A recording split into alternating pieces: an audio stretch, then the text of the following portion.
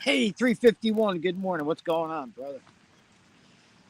I don't know. I figured I'd come out here this morning and go live for a little bit, chasing kitty cats, channel cats is all. That's all we have here.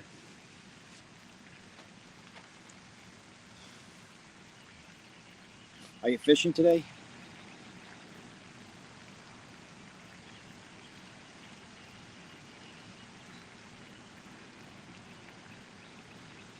Oh, thanks, man. Yeah, it's just they're just Mad Cat rods. They're actually the medium light version of the Mad Cats. They don't make them anymore. Not that they're old or anything. Just that when I ordered, he had one or two, and he said he had probably had one more in a closet somewhere, and he found the other one. So I grabbed them. I like the medium lights only because we're really only chasing channel cats in my area. And the mediums are okay. You know, I can get away with those, but I just I have a few mediums for the when I do go like to Philly or somewhere for the flatheads, or if I do go down to Maryland for the blues.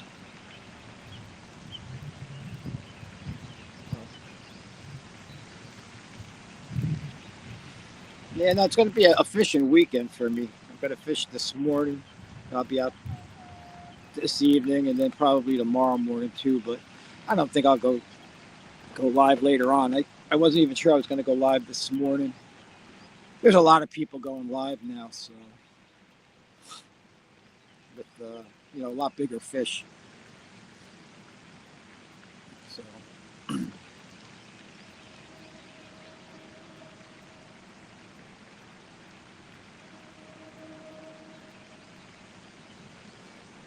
I'm at the same spot I was last week. It's kind of just like a small swamp pond. A lot of geese and stuff come here. You can see them actually. They're all laying out way back in there. Yeah, we got rain coming tomorrow night tomorrow into Monday. They're talking about a couple inches, so that's probably the storm that's going to come through your area. Luckily for us, by the time it hits New Jersey, like those tornadoes and stuff, the wind gets knocked out of them by the time they reach us. So, definitely go out today if it's going to be crappy tomorrow. Before you know it, Monday's here and we're back at work.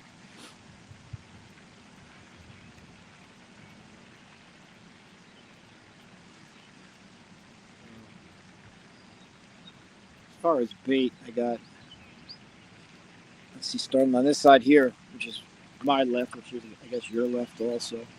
I got shrimp on that one. The other two rods have eel.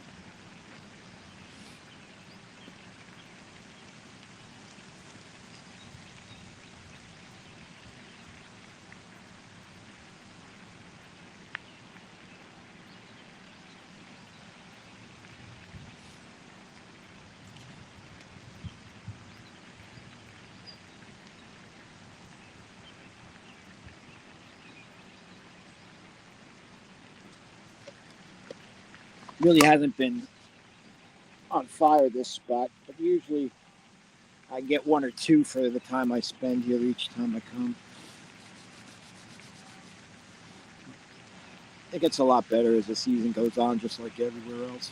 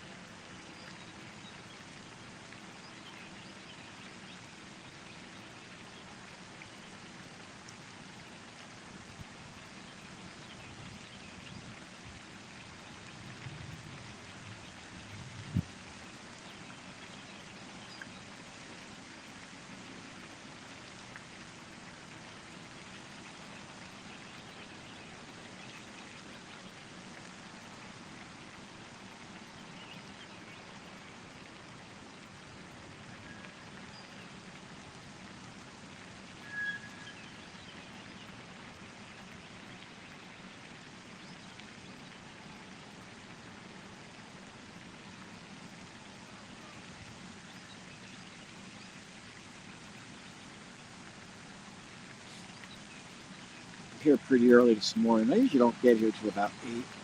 Seems like the bite's always between 8:30 and 10:30. It seems, and then it's quiet. I usually don't get here. Like I said, I don't usually get here this early. But I had to get the dog wanted to go out early, so I just figured I'd come on out and see. I never had a whole lot of luck fishing for channel cats at night in the wintertime. It seems like they want that brighter sky before they turn on. At night, it's a different story in the summer.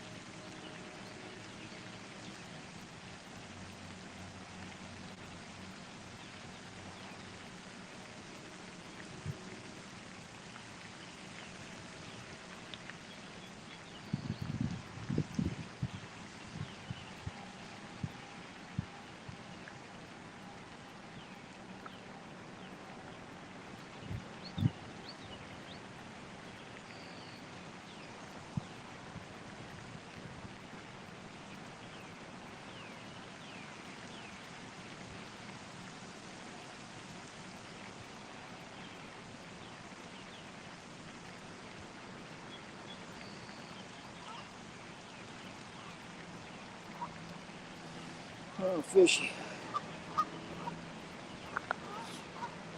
Still a little chilly out. I have to go back to the Jeep there and get my car. Yes, I do.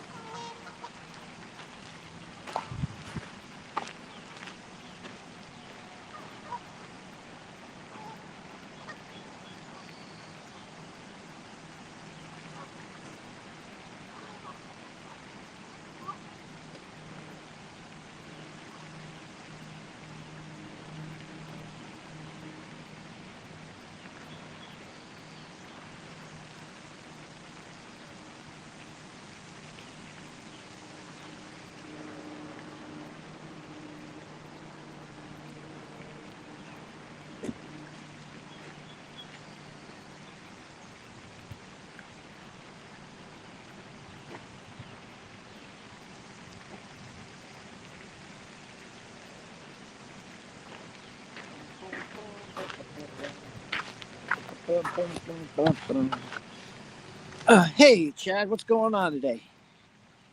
Oof, just went back to the Jeep to get a Carhartt. It's a little cooler out here than I thought this morning. Ugh.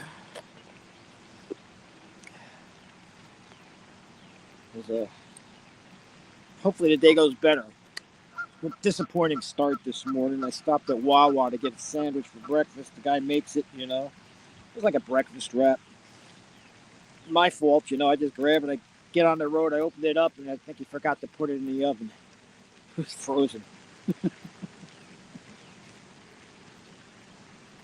So hopefully that's not the way the rest of the day is going to go.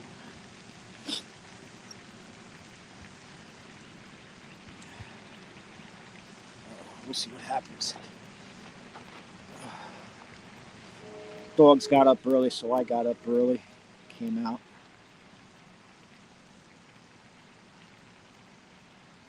I was telling Cleveland I'm not usually here. Yeah, it does. You got your coffee and your sandwich, and you're like, all right. Go down the road, and you reach over and you open it up, and you're like, that feels kind of cold. And bit into it, and it was ice cold.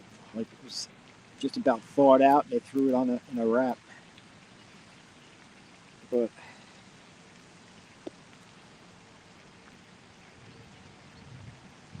that's all right.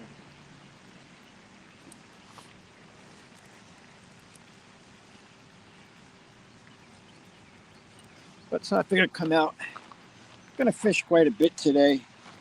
I'll fish this morning, go out this evening, and I'll fish again tomorrow. But I'll probably only go live for a little bit here this morning.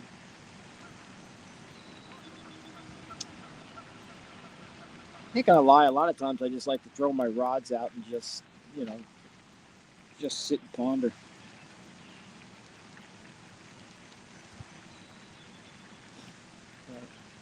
I got the 3 rods out. The one on the left has shrimp. The other 2 have eel. And on the one I actually also tipped it with a little bit of bacon. It's all channel cats here. Dang, the zipper got jammed up. Yeah, pretty soon. Pretty soon, Chad. They're starting to bud now. But it'll be nice because when they green up during the day here, like you can see the lights behind them trees. It's actually some warehouses back there. And once everything greens up, you don't see any of that. You really get a nice, kind of like a picturesque place to sit and wait. So, hey, morning, Nate. Thanks for stopping in. I loaded everything in the Jeep last night. I was like, if I wake up at 2 o'clock, maybe I'll just come out, go live at 2 in the morning, see if there's any insomniacs out there like myself. I just got out here a little while ago.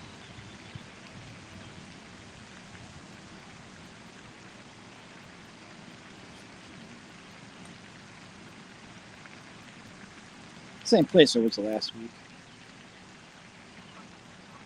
This afternoon and tomorrow, there's a couple other spots I want to check out to see if they kind of turned on yet. A couple new places as well.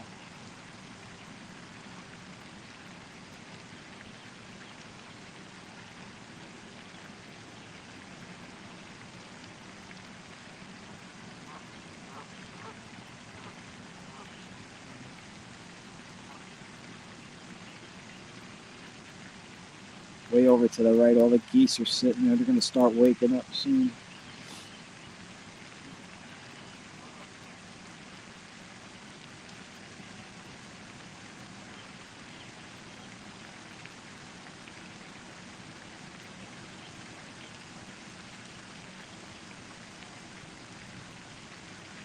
Let's see what happens.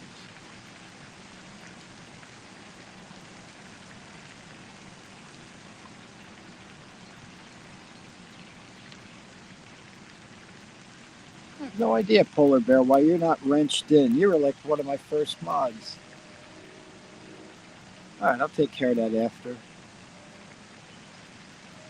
You were like not. I shouldn't even say one of my first mods. You were like one of my very first subscribers. Because I can't do it while I'm live, right?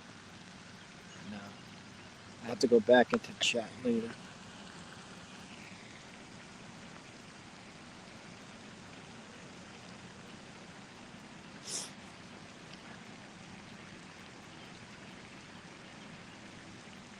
Oh, Botox, huh? What's that? What's that help you with your leg?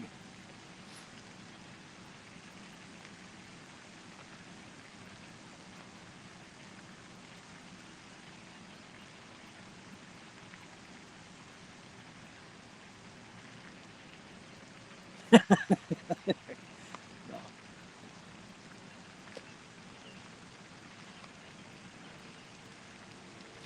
no.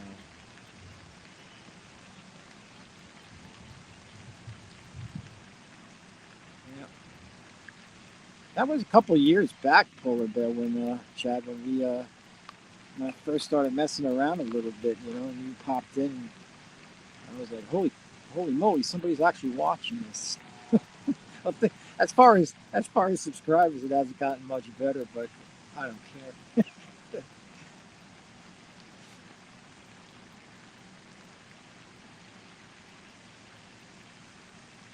Oh, helps you straighten your knee out. Oh, that's good.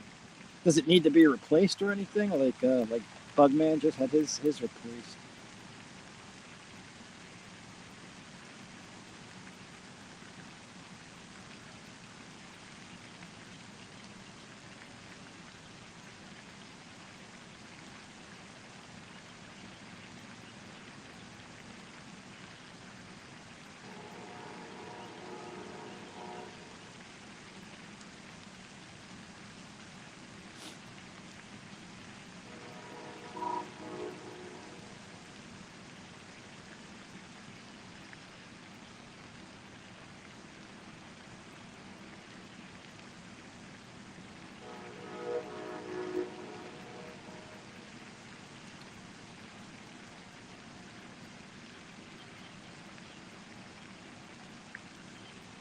Yeah, I guess that's that storm front, Nate, right? That's coming through. Oh, I got you, Chad. Sometimes I forget, that you have that because I watch, the bowling, when you go live with the bowling, and you do pretty well. I didn't even really pick up on that.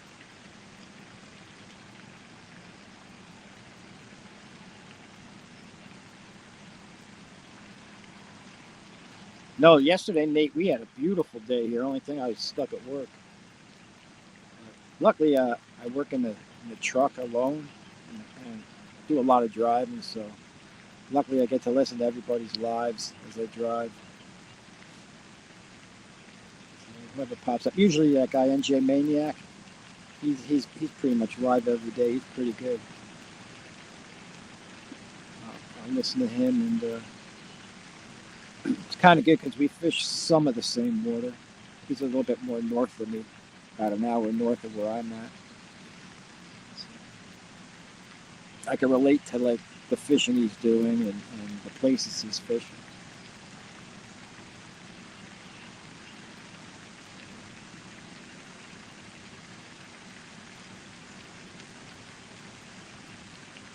But we're due for that heavy rain again tomorrow. I think they said 2 inches of rain maybe coming in tomorrow night into Monday, which doesn't really bother me.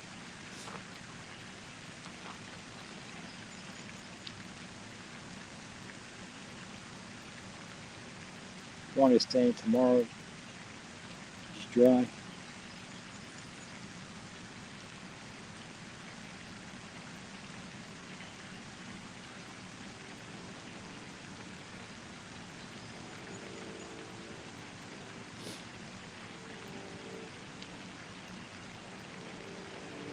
I don't think we're gonna have a sunrise here this morning. It's pretty cloudy out.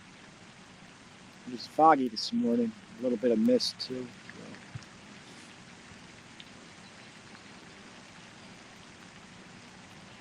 So usually about. I noticed lately it's been about 6:45 before it really gets light out.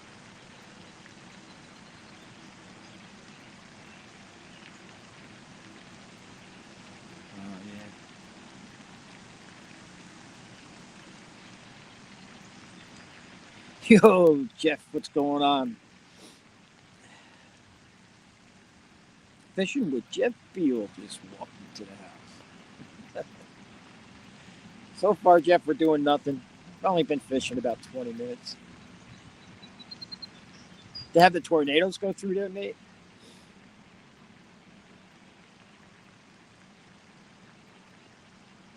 Polar bears turn for the weather. And you guys get to, I say it all the time.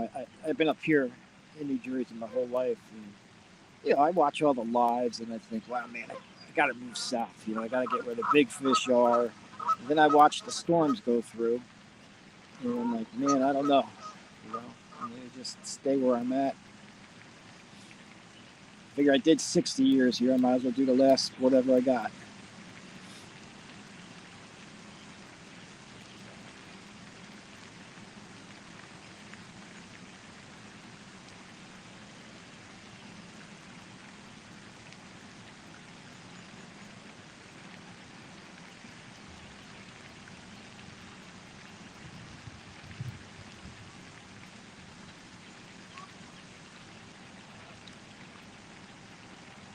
I went to check some of my bait spots this week, which are pretty much just some streams close to my house where I can catch a few bluegill and stuff.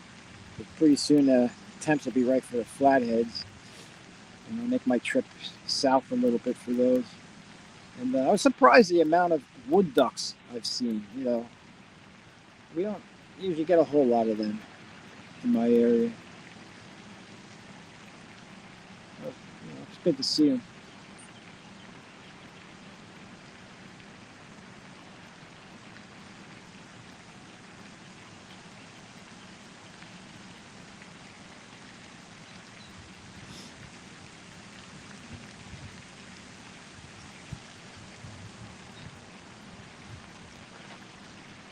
They were busy around here last weekend and for the last couple of weekends, but I think it's died down.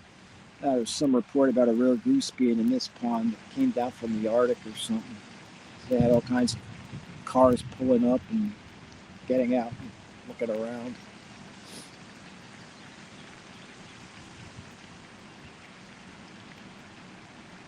Usually I have this place all to myself on the weekends if I come early. I'm usually out of here by like 10.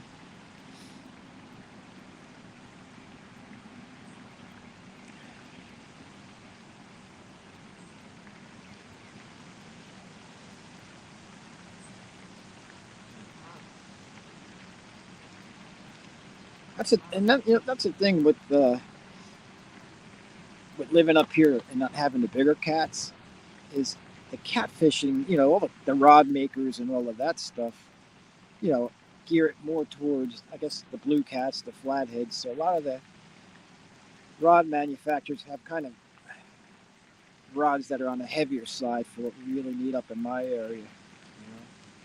I mean, sometimes even the rods that I'm using now, the medium lights. Oh, I had a tap on that right pole. I don't know if you saw it. That's good.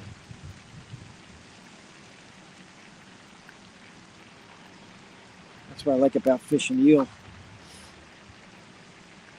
It doesn't come off the hook too easy, so.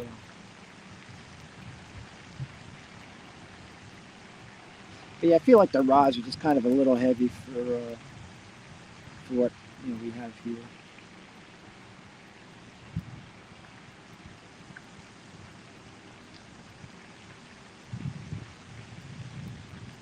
Oh, the bowling.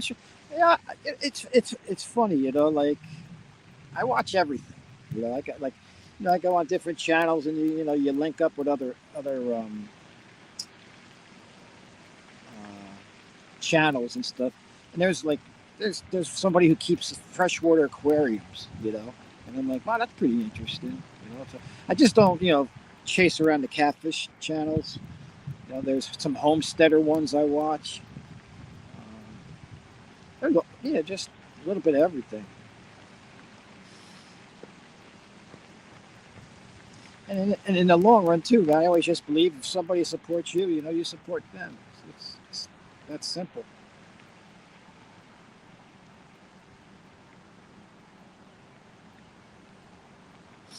I mean, I know some people are probably a majority are on YouTube to try to monetize and you know make money or get a little notoriety, but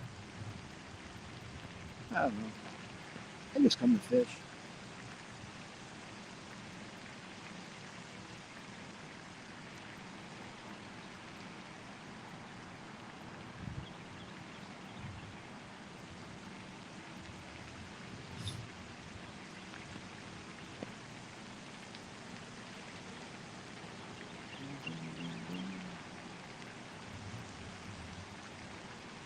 We'll see.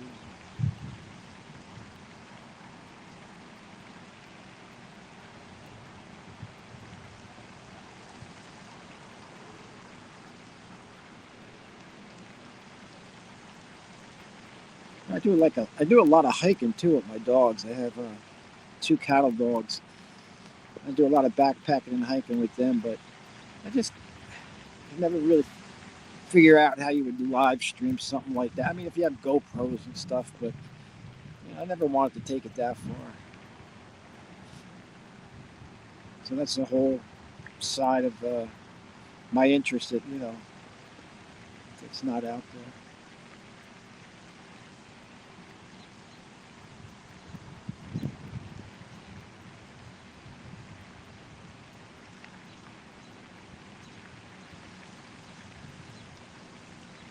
Yeah, that's all, right?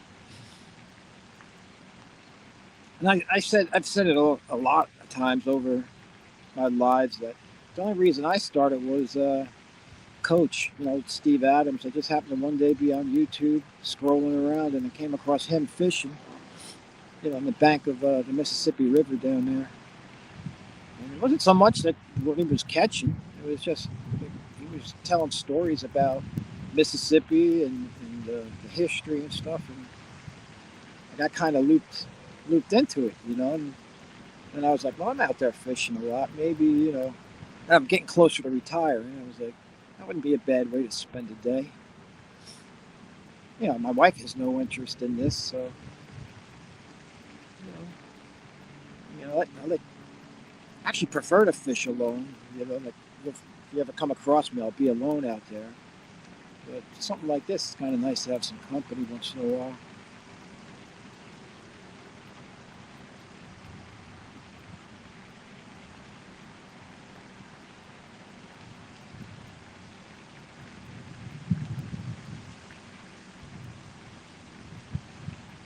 I thought about that. One time I did go live. It was before I even was messing with YouTube at all.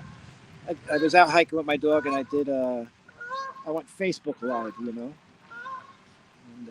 but usually what I just do, and even here, like I don't, I'll use my phone and I'll videotape or record my whole outing, but it won't be a live stream. It's just for myself, and then I can always go back and just take shorts out of it or something like that, and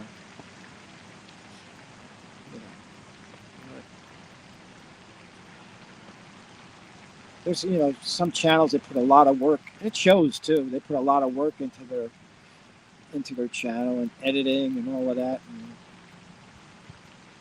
yeah, I really don't have the interest for that.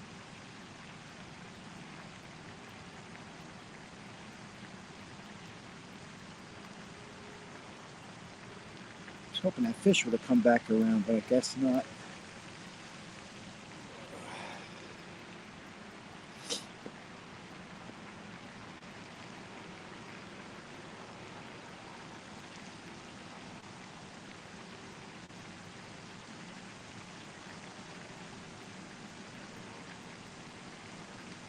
And I go live every once in a while just so I can remember how to do it.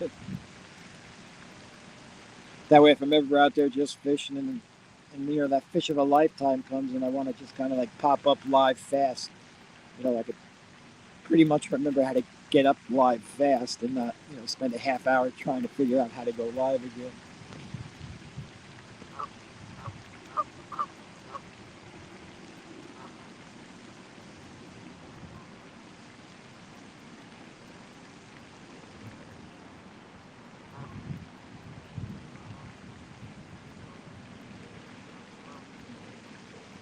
Yeah, oh yeah, there's carp here, but I don't really target them, and the slow start to the season we had here, it did get me wondering. We're only allowed to have 3 rods on the bank, and it did get me to start wondering about maybe doing 2 catfish and a carp rod. But I used to carp fish a lot when I was younger.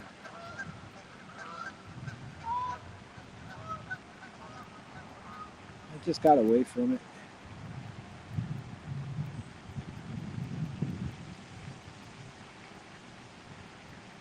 But there are some guys that come here just for the carp.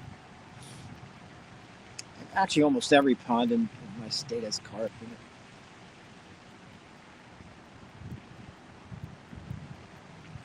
Yeah, you got 3 rods.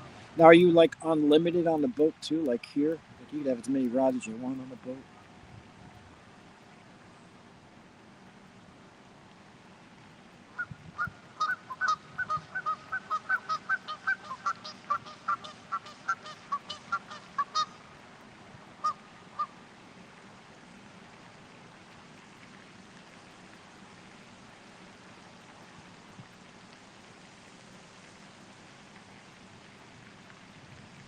You could have, like I said, unlimited on the boat here. But again, I usually only fish about maybe 2 or 3 rods off my boat.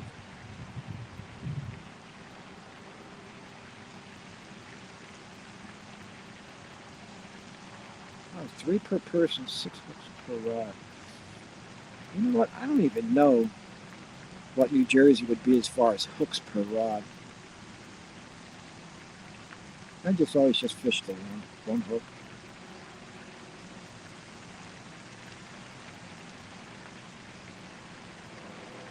It might be 2 or 3. Again, I'm only guessing.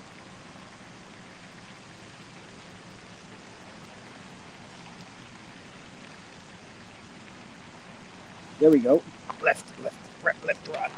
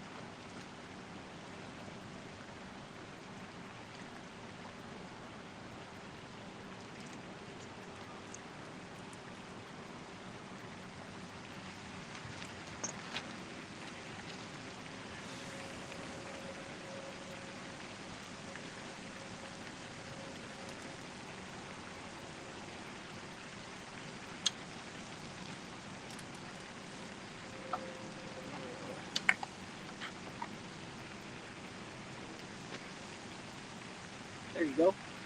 Took it. This one was on shrimp. That's probably about average size.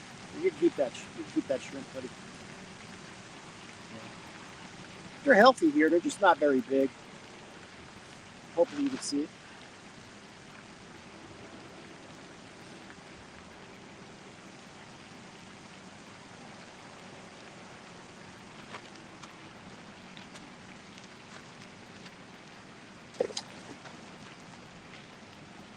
All right. Get some more shrimp.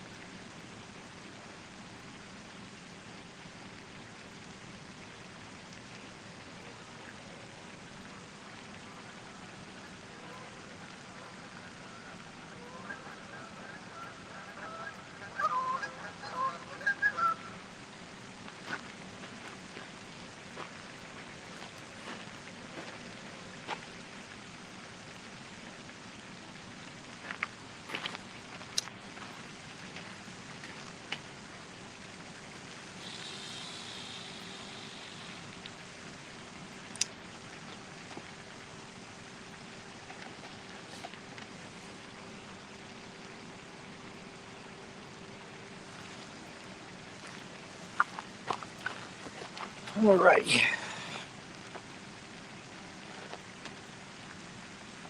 There you go. Yeah, better than nothing. At least there's no skunk.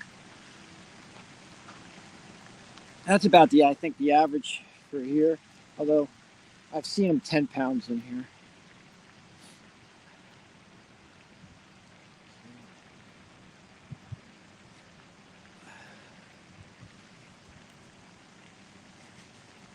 Yeah, that one was on shrimp. Oh, there goes the middle one.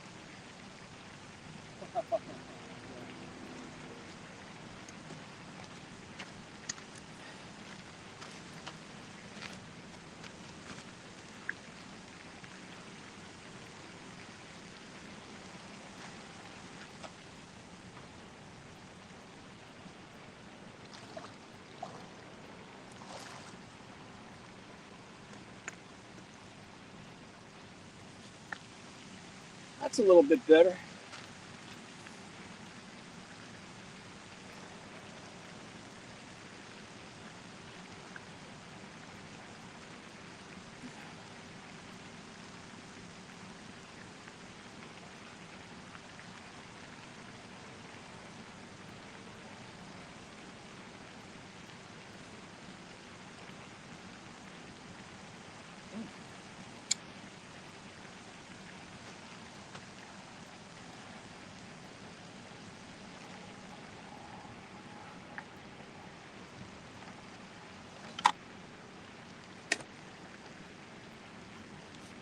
There's that one. Whoa. That's because I used to play pro ball back in the day, Chad. Oh, that's my bad. You guys back in the water.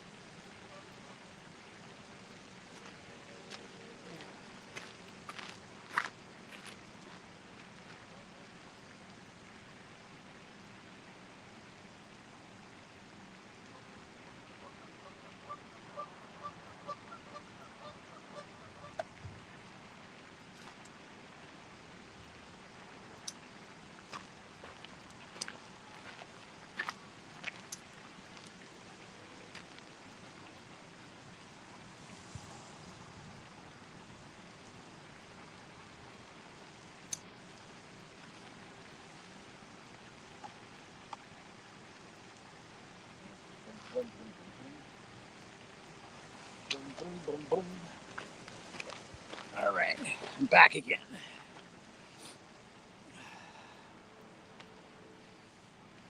Yeah, he's a little chunker, like a little fatty. I just messed up. I went under the other rod too quick, so I got wrapped up in that other line.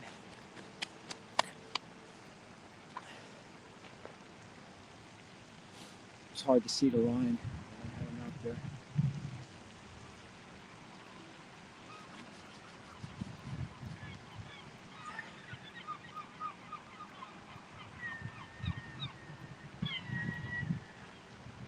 reset that rod on the left because I don't know how far I drug it in from where I wanted it.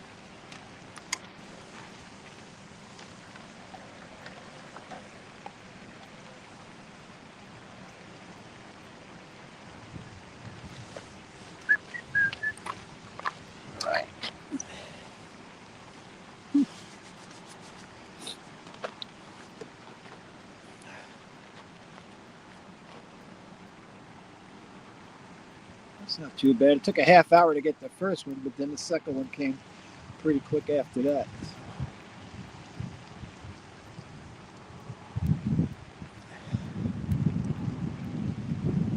I'll take that.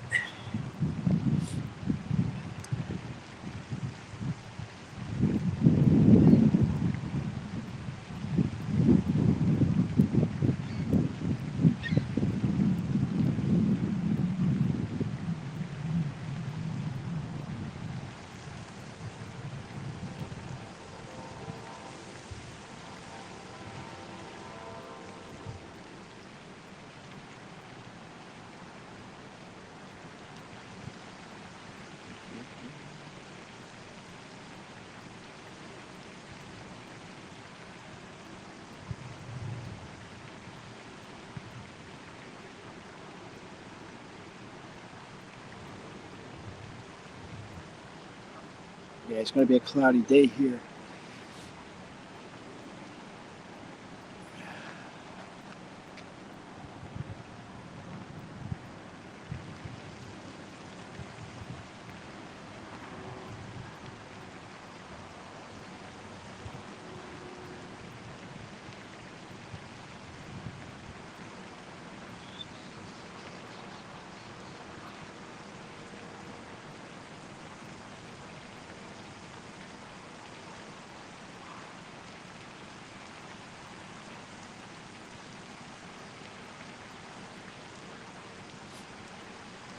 Kind of hard to see the rod tips because they're in the trees.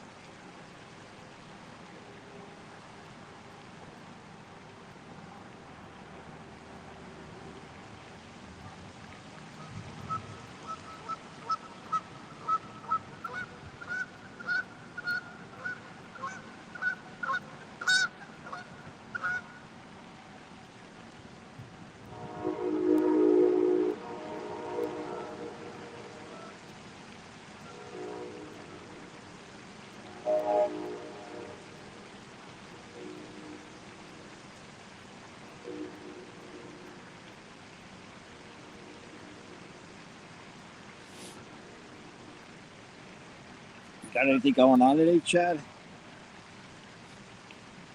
Do you bowl on Saturdays, like a weekend league or anything?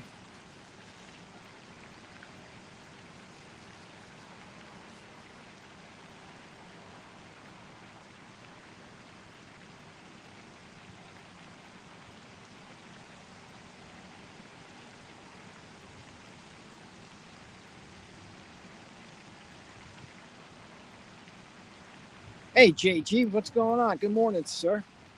Yeah, we caught two so far. I guess about 30 minutes in, somewhere around there.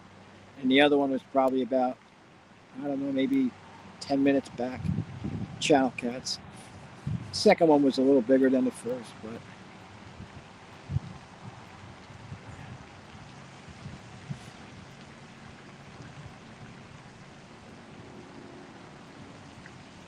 figure I'd go live a little bit here in the morning before all the other lives start up. That's what I was saying in chat last night with you guys. It's like it's getting to be a hard time of year. You know, you want to follow everyone, and you look and you're like, man, there's like 7 people live right now. You know, it's like you got to kind of dip in and try to hit and support them all.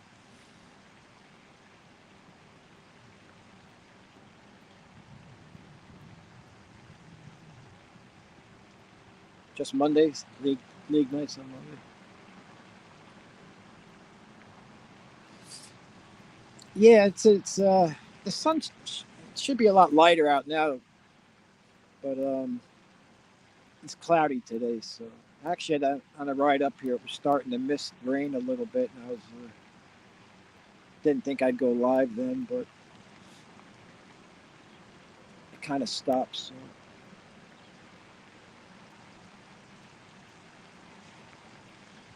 I want to say I keep saying I need to wear a watch when I come out here because once I go live, I go through StreamYard, I can't see the time. But if I'm 50 minutes into the stream, it probably started around 6 o'clock. So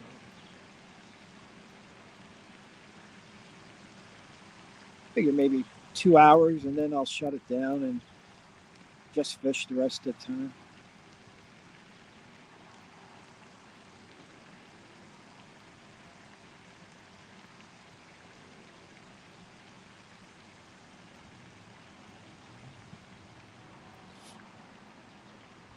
It's funny, you know, I say I go fishing and try to disconnect, and then the next thing you know, you're live streaming and you're trying to, I guess, lack of a better word, entertain or whatever, you know. So my favorite way to fish still is just to just use the phone to record. That way I can't sit there and scroll through it, and I read a book.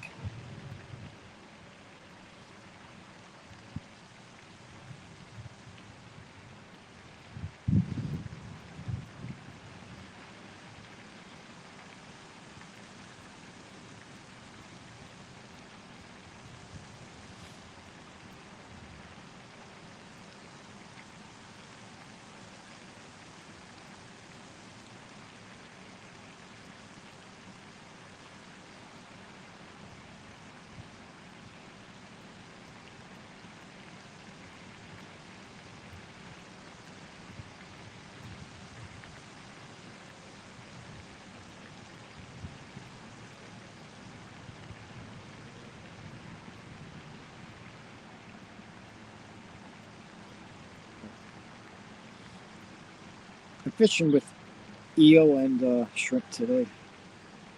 I got some bacon. Sometimes I'll throw a little bit of bacon on the tip of the hook too.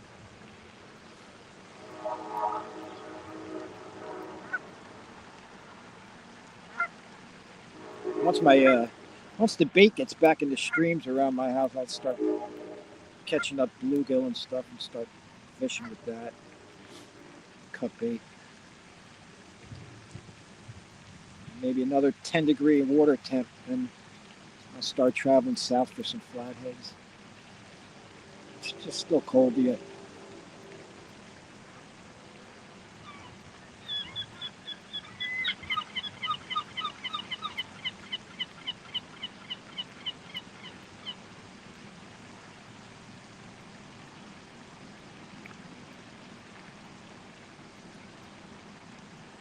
Hope that right pole just got a little hit, I think.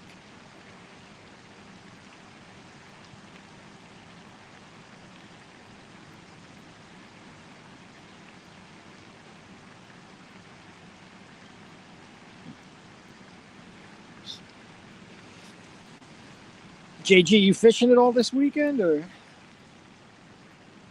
Oh, there we go.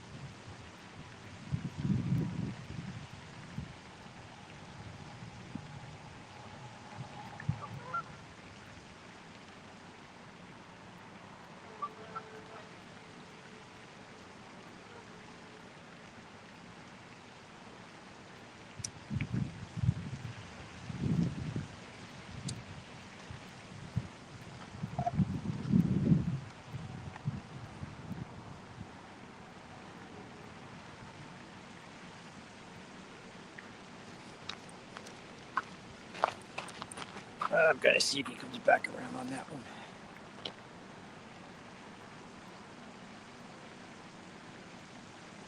Good, good.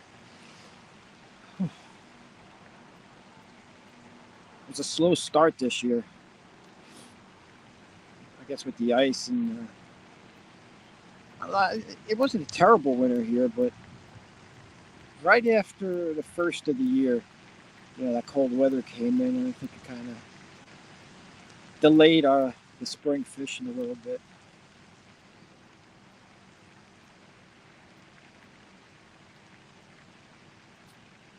He was definitely there on that right rod, but I'm going to go with the hope that there's still some bait on there and he'll come back around.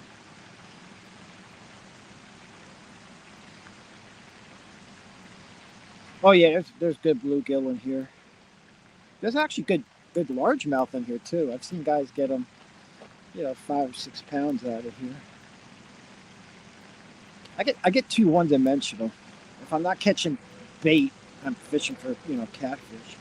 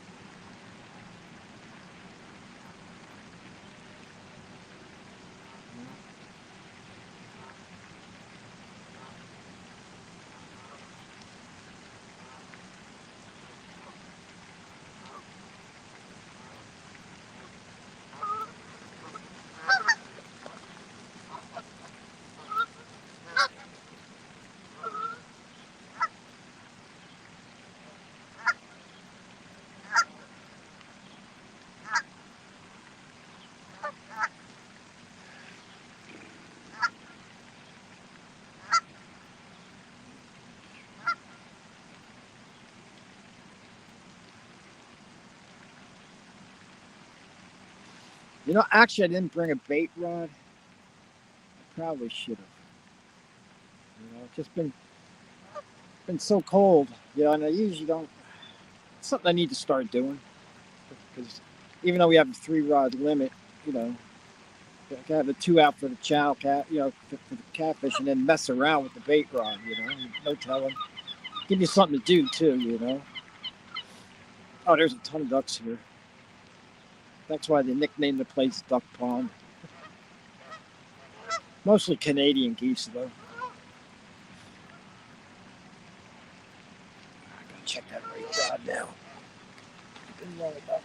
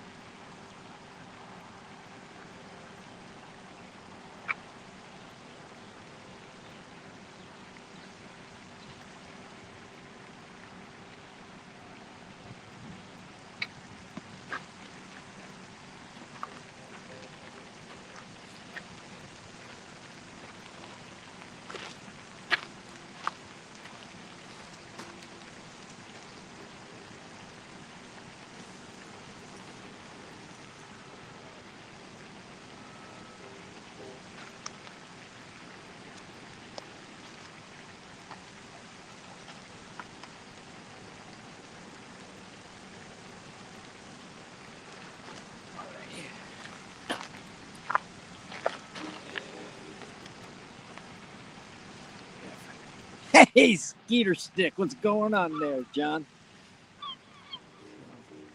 Got two John so far. Chad, what's going on, sir? Two channel cats, one about a half hour into the stream, and the other about 10 minutes after that. The second one was a little bigger, but still good size for where I'm at, but not anything huge.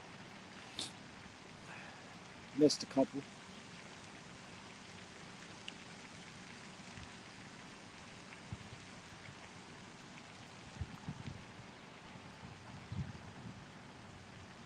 Were you supposed to get the storms too, Chad?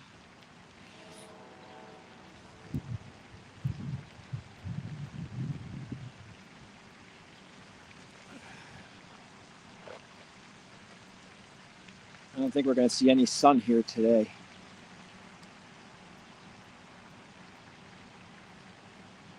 But like I mentioned earlier, we should stay dry most of the weekend. Sunday night and the Mondays when we get the rain.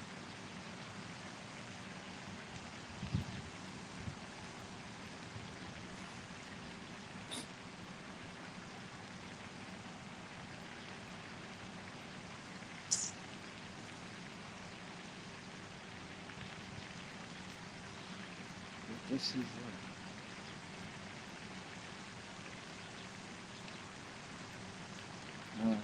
well, hopefully all it is a watch for you.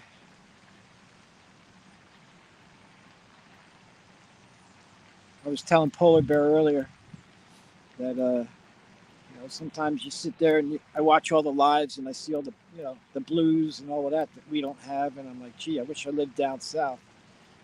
And then I see in the chats about the storms you guys are all getting, and I'm like, maybe I'm okay where I'm at. I could always travel for big fish.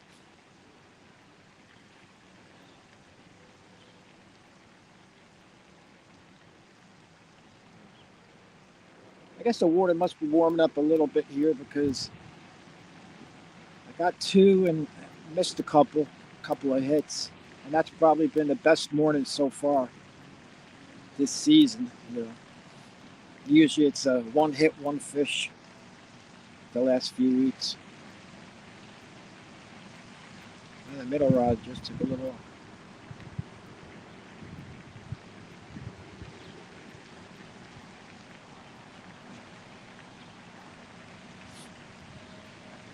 It's actually my favorite time of year to fish because once it gets too nice out, the turtles start.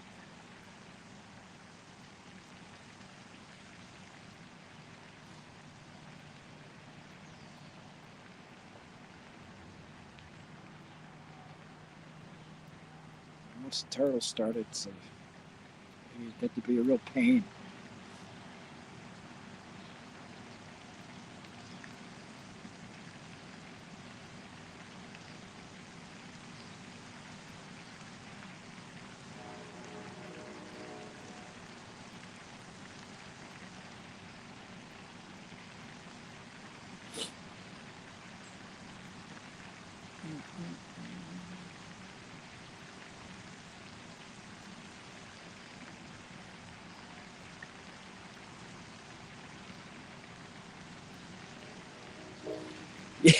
Yeah, I actually stopped by Freeman's Pond, John.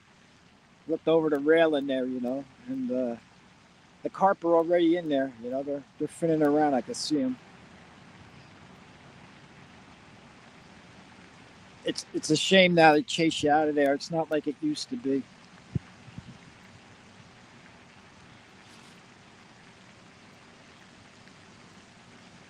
Used to be able to go down there with a can of corn and just sit there and catch carp after carp all day.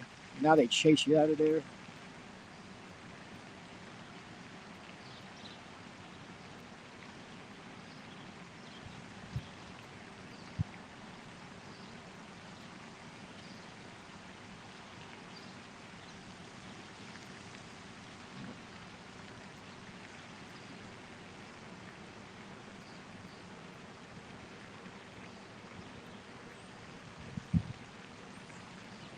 Yep, at Freeman's. Yep.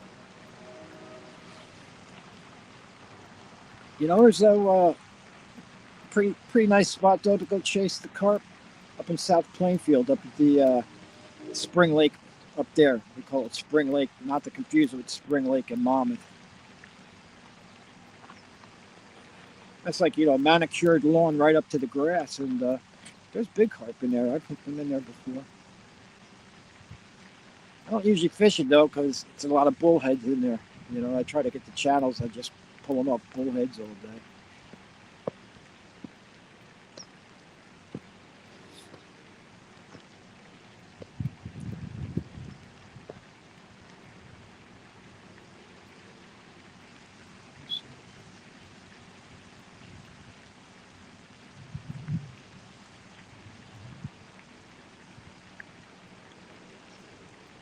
Oh, middle pole. Boom, boom, boom, boom, boom, boom, boom, boom. Come on, buddy, take it. You know you want it.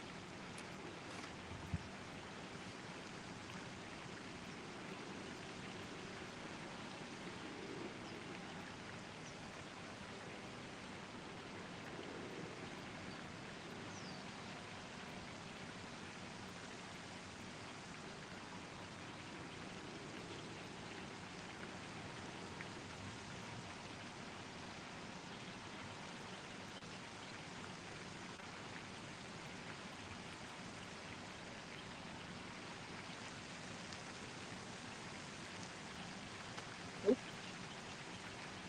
changed his mind.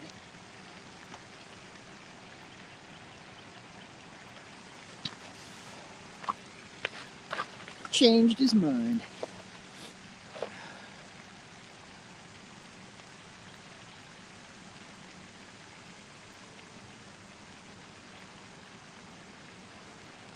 Yep.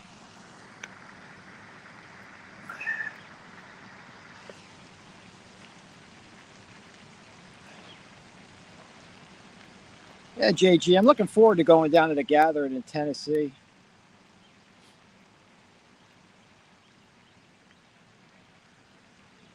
Always enjoyed a good road trip. I think it's about 12 hours for me.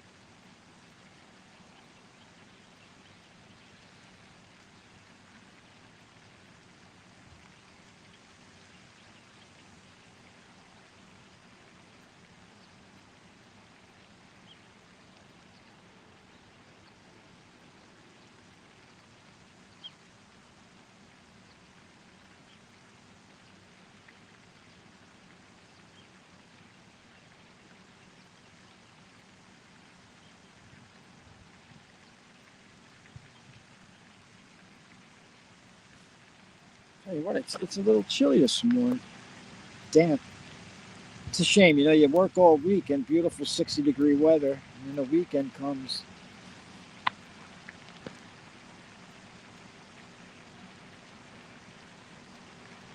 Oh yeah, I've been told already.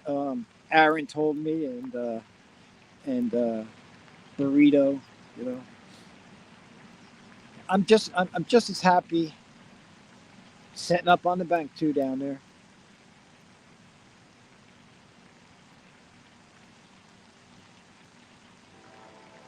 Just cool to fish a body of water I never fished before. That's all.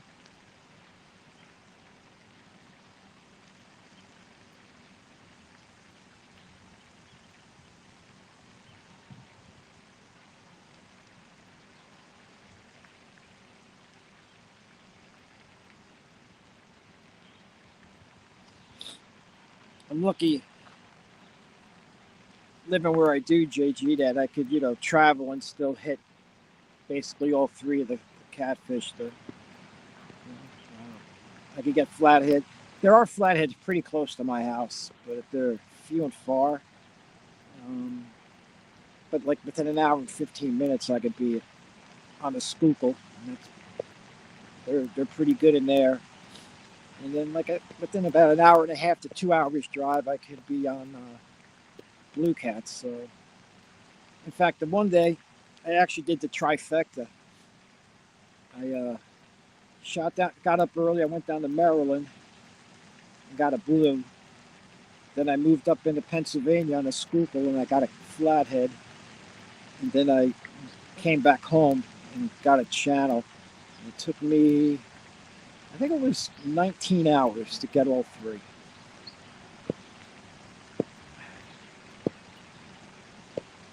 Now, that doesn't get me free coffee or anything anywhere, but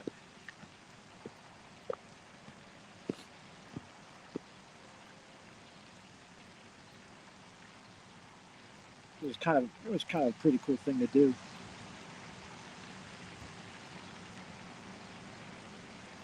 Uh-oh. NJ Fishing Maniac is going live in 30 minutes. Hey, John, um, that's somebody who you might find pretty entertaining. It's NJ Maniac. He fishes New Jersey up north. Pretty much Pompton Lake is his home waters. He fishes all in that area. He's a real cool guy. He's a good guy. We fish some of the same waters. We chat a little bit, offline. High energy.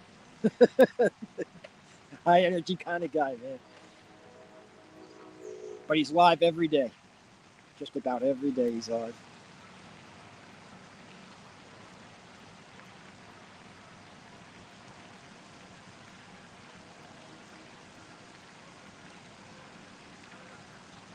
Yeah, John, he works at night. He works nights, like a bread delivery guy, And so he gets off in the morning and he just swings out and he fishes. He usually goes live for 4 to 5 hours.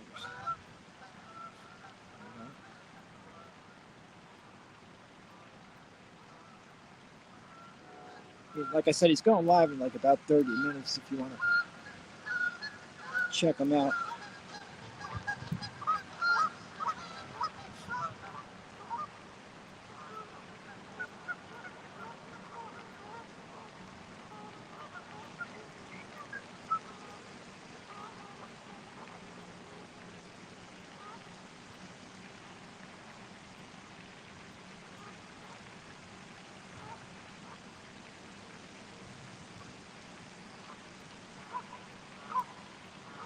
Oh, my middle pull again. I'm going to take it this time.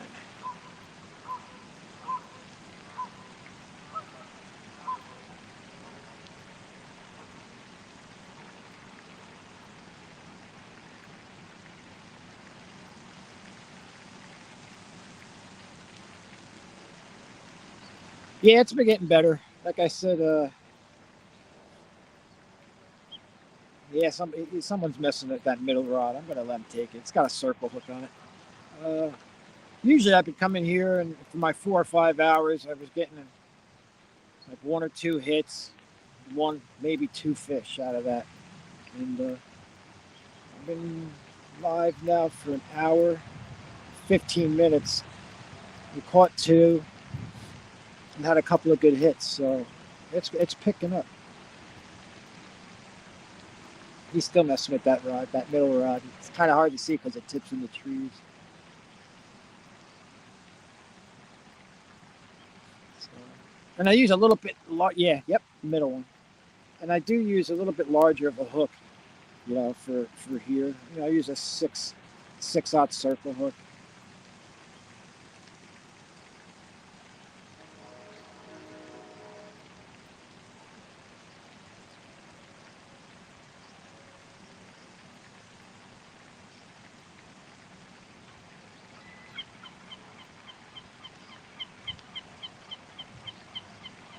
I'm going to have to readjust that middle rod because it's like the second or third time.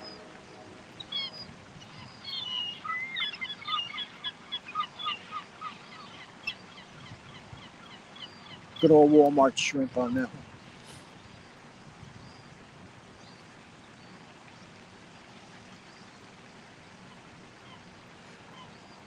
John, I'm up in Secaucus.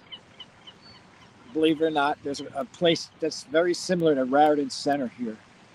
And back behind the warehouses, there's this pond. And that's why I usually fish it early, like Saturday and Sunday, because all the warehouses are pretty much closed, I wouldn't I tried coming here during the week one time on vacation, and it was just too much activity. And then the workers would be, get break, and then they'd come out and they'd be, wanting to talk you up and everything, and which is fine. I don't mind a little bit of that,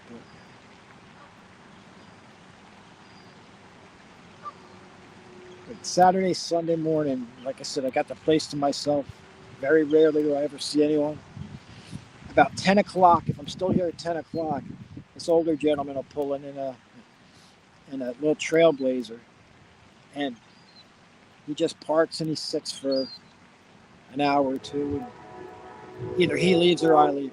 Hey, good morning, Mark. We got two so far, Mark, and consistently getting some hits. So,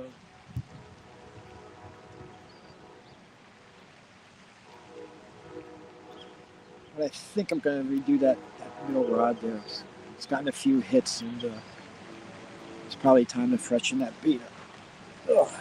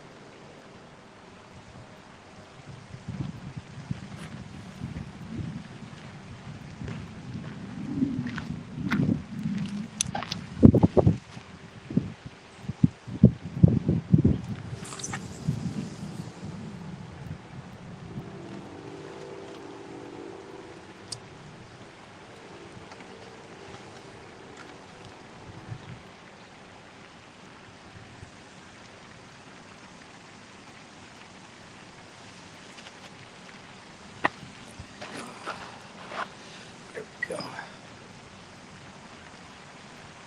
Yeah, Mark. It's cloudy here today. I ain't gonna lie. I got like a little chill in me. I was surprised. I wasn't expecting that. And we're not supposed to get any rain until tomorrow night. But there was a little bit of mist on the way up here, so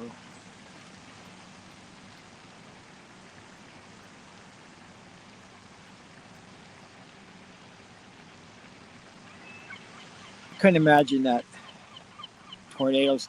So, when I was younger, Mark, it was all cool. I used to do. I was stationed in Texas, and when we used to get those storms coming, we used to go chase them. Grab a 6-pack of beer, and off we would go. Right, someone's car. The whole game changes when you become what's called a homeowner. You know, I remember when we had Hurricane Sandy. John would know. My town there. Oh my God! I swore when I went out of the house in the morning. That house was creaking, all night long, and you just heard the wind. And I swore when I got up that I would have no more siding on the house. And I woke up in the morning. I went outside. We had no power, of course. We lost power for I guess it was about 8 days. I went outside. Walked out the front door, walked all the way down to the street. I wouldn't even turn around. Turned around and looked, and my house is in perfect shape. Perfect. Nothing. All there was a twig on my lawn.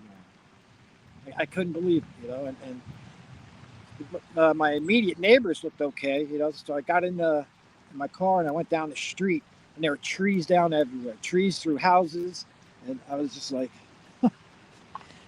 got lucky, you know. I got real lucky on that one. You lost 12 shingles, John? And the worst part is if you're not, handy and can't do that kind of work yourself, or you're physically not able to, you know, you have to wait forever to get somebody to come.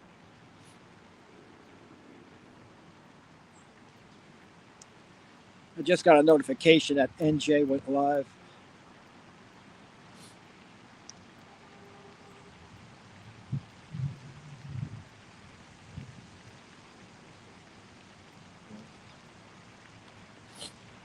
John, you weren't in, but I had a disappointing moment. Luckily, these fish are actually making my day a little better. Stopped at Wawa there, right there in Woodbridge, on the way here, and I'm like, you know what? I ordered a breakfast burrito, wrap. So I'm the only one in the place. It was about 4:30. Only one in the place. Took the guy forever, but I'm like, whatever. I get it. Get in the car. I just get on the turnpike there. I reach over. It's like he never put it in the oven. You know, it was it was ice cold. Like it was thawed, but it was ice cold. No amount of hot sauce could correct that.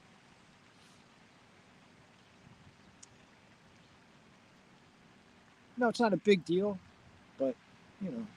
Hey, Jody, what are you doing? How'd you make out yesterday? I was watching your live when I was out to dinner. I was sneaking that in like I always do, and it was windy where you were at yesterday, huh? I did see you catch a couple.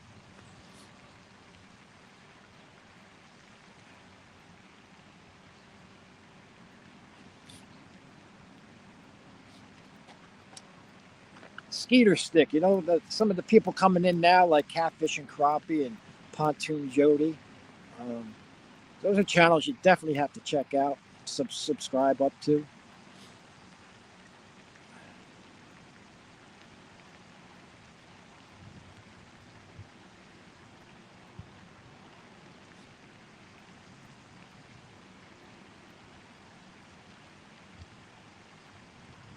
They consistently catch fish that takes me special trips to catch. You know what I mean?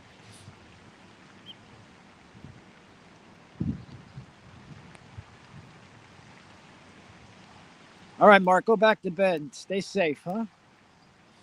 Thanks, Mark. I appreciate it. It's a good day already. We got fish already, so it's a good day.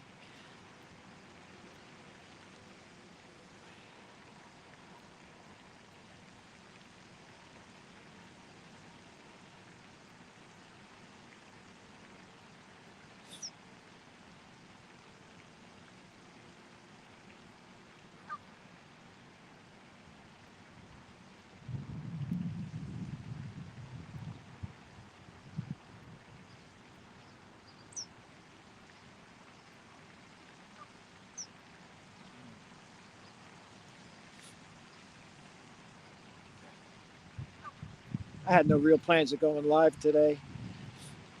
Jody, Skeeter Stick is a high school friend of mine. We used to carp fish the same little pond in town years ago. He came across me just when I did a live maybe 4 years ago out of the blue. And I didn't even know it was him. It took me a while before we realized it was my high school friend in there. So he doesn't know really the community and all you guys. So, but I told him he should check you guys all out and see some incredible fish you guys catch. The best part of where I fish here too is tucked behind the factories. For some unknown reason, there's a porta john 50 feet from me. So I call it a comfort spot. If it's really nasty, pole on the left just got a hit. If it's really nasty, I could just watch the rods from the car. and that's probably 30 feet. And 50 feet, there's a porta john. So, like, even on the crummiest of days, I could stick it out.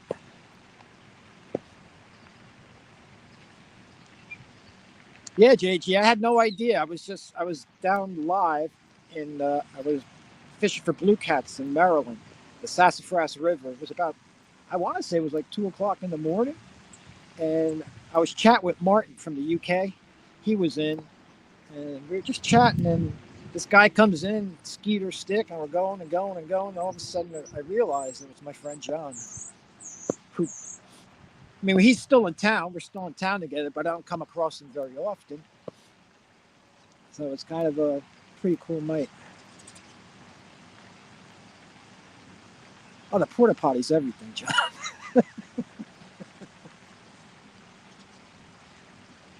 Yep, better than fire, and he's right.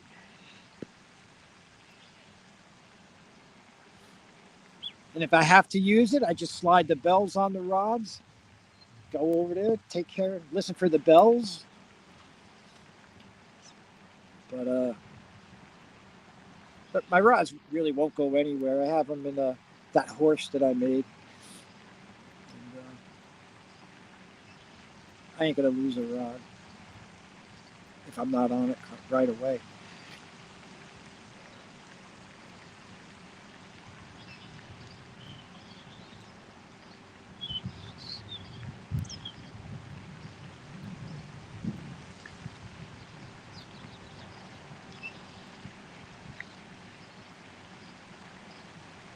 Pretty wild. Wow. I didn't catch what was on her back.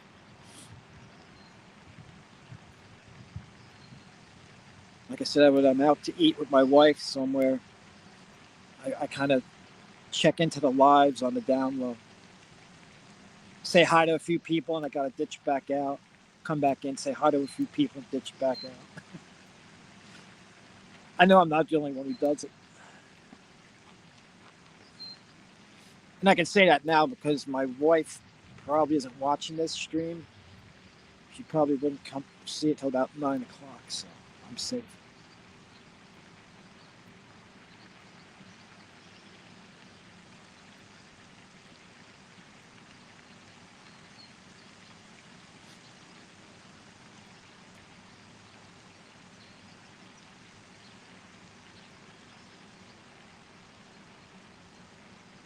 Come on, Rods, Ben. Jody's here. We got to catch a fish for Jody.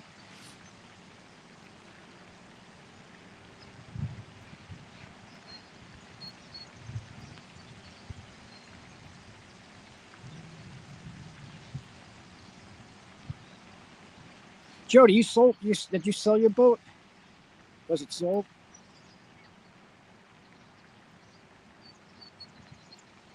Oh, yeah, that's a good idea. And look at that, Jody. If you go to Jody, you won't even have to worry about getting a new pontoon boat. Maybe get one of those sexy Hughes crafts that like James has.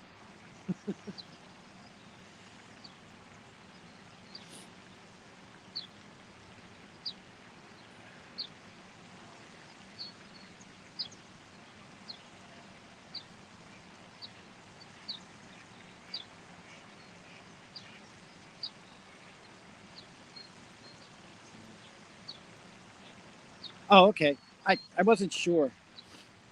I said I know you were looking to get another one, so I thought maybe you sold the first one already, your current boat.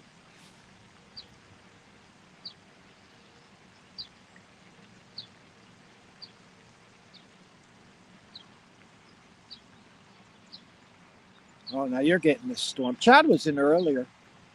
Said he had a storms there picking up. And Polar Bear too, who's I'm not sure if he's still in, but he was in early. Um, Same thing with the storms.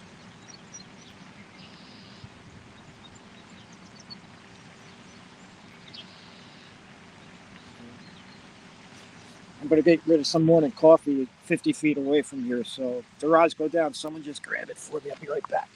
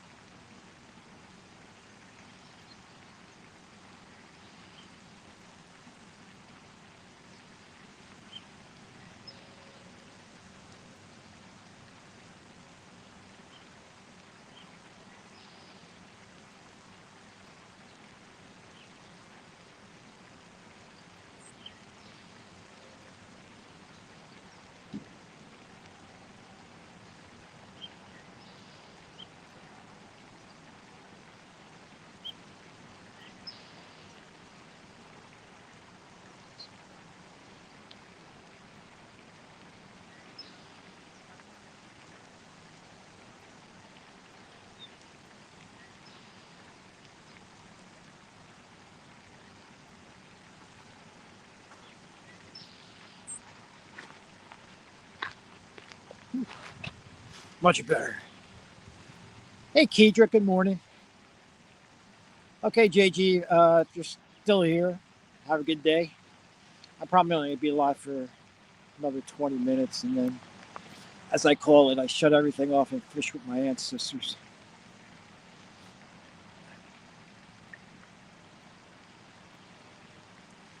Are you fishing today, Kedra?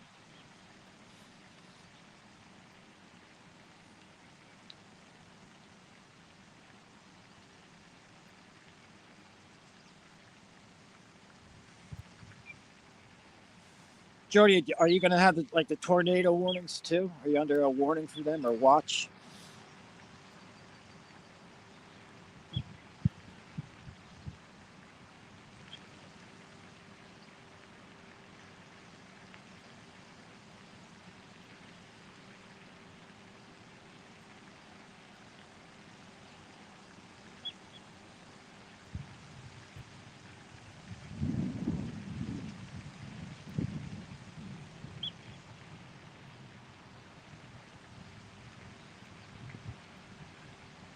Yeah.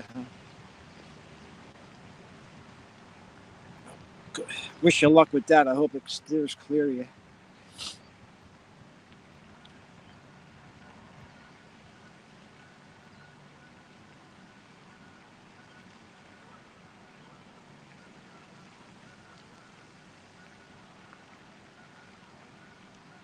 Boy, everyone's getting bad weather.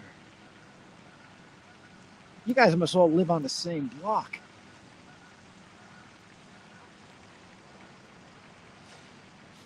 Guys, I'm gonna take advantage. We're staying dry until tomorrow night, so I'll probably fish till noon today, then go home and kind of refuel and go out for something this afternoon, evening, and then tomorrow morning again. I have no plans to go live or anything, and try to get my fill in. 'Cause come Monday, it's back to work.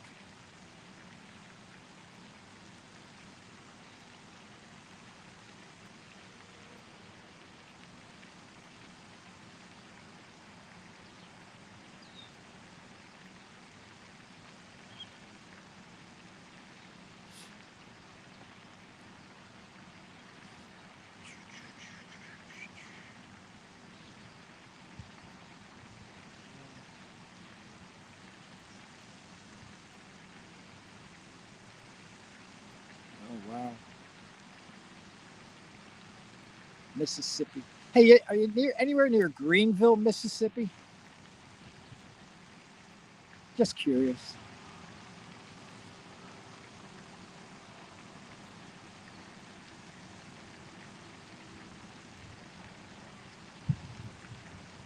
That's Greenville's where Coach is from, Steve Adams.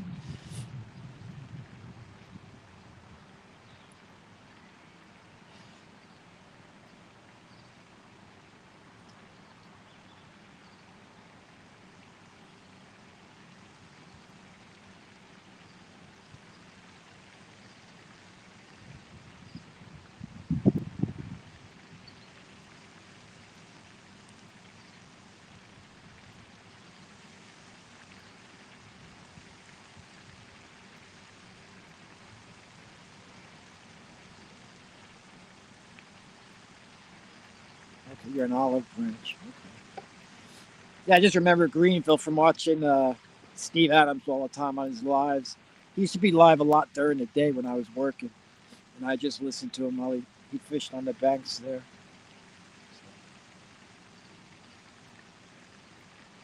Yeah, Warren, I think that rain is going to leave you and come to us tomorrow night. Last I heard, it was supposed to be 2 inches.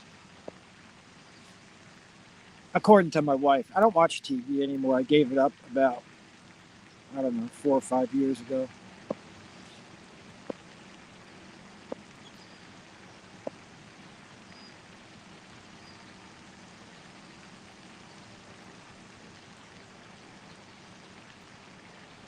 I don't watch the news anymore or any of that.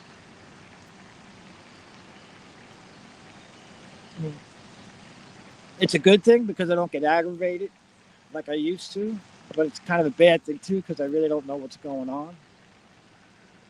But I get my weather off an app on the phone, and that's about all I need to know in life.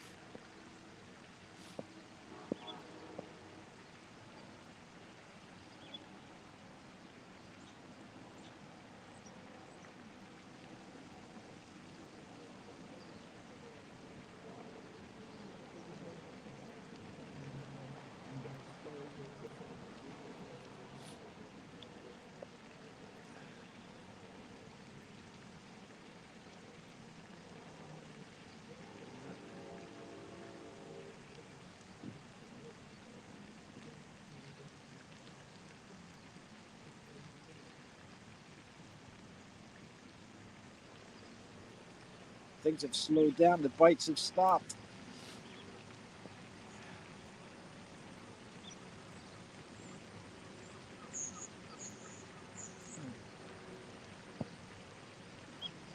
Glad I came early. Normally I'd just be getting here, so.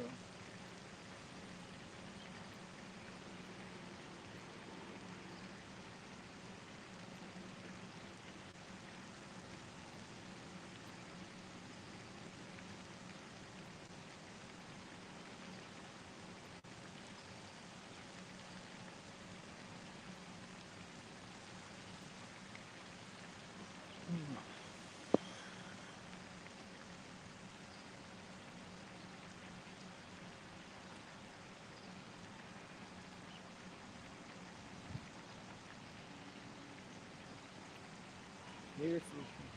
Here, fishing, fishing. Here, fishing. Huh?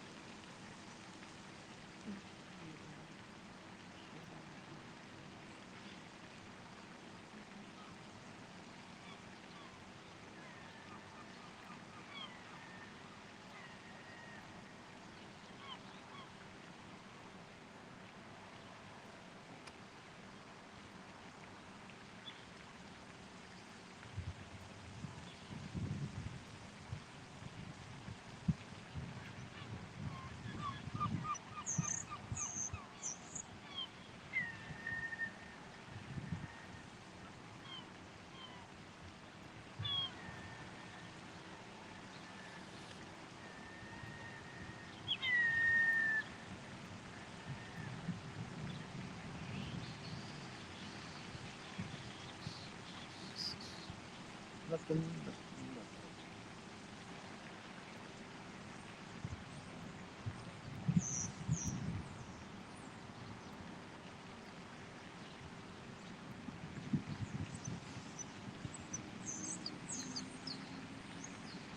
Good morning, Mr. Yord.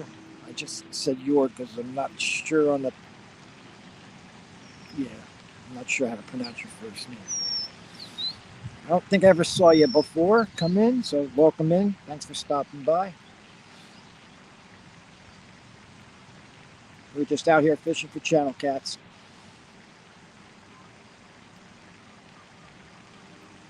Laundry. Yeah, go do the laundry, John. Help your missus out, huh? She's a good woman. Treat her right.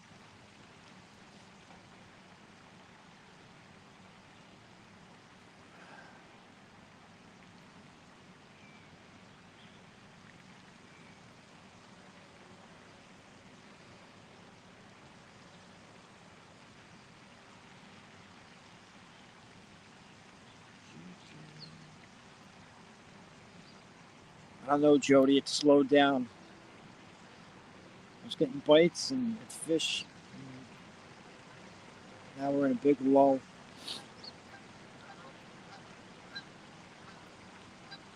The only bad thing about bank fishing, it's a little bit more involved if you decide you want to move. I do have a boat, though. Oh, she goes back to work on Monday? How'd it go? How'd you heal up? Did you have any problems, John, healing up from that? I had no issues at all. It was actually pretty good.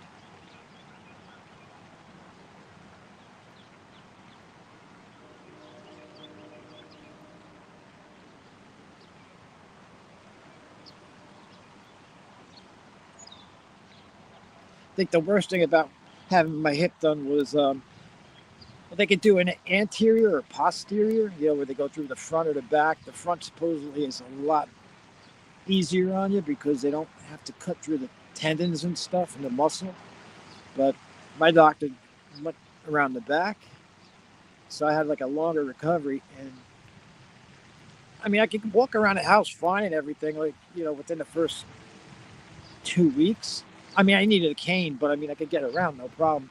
It was not being able to drive.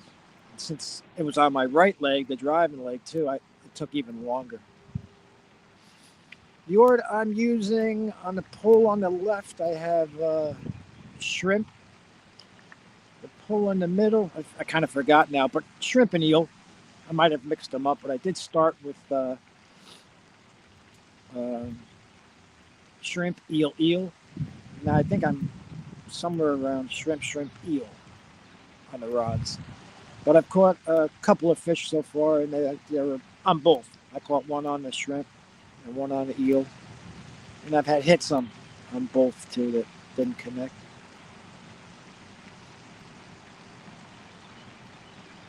Yeah, they're the back one. Yeah, no problem at all. I'm telling you, as soon as I stood up in the recovery room, because they make you stand up after the surgery, I couldn't believe that the pain I had for, jeez, 7 years was completely gone. And I had that done in August of 23. And from then on, well, after September, because I had to take some pain meds, which was only Tylenol. I wouldn't take all the other crap they tried to give me. John, I do have hot dogs, but I didn't use them yet. Uh, I just used Tylenol for the first month. And since September of 23 to today, I have had no need for any aspirin or anything. I haven't taken an aspirin.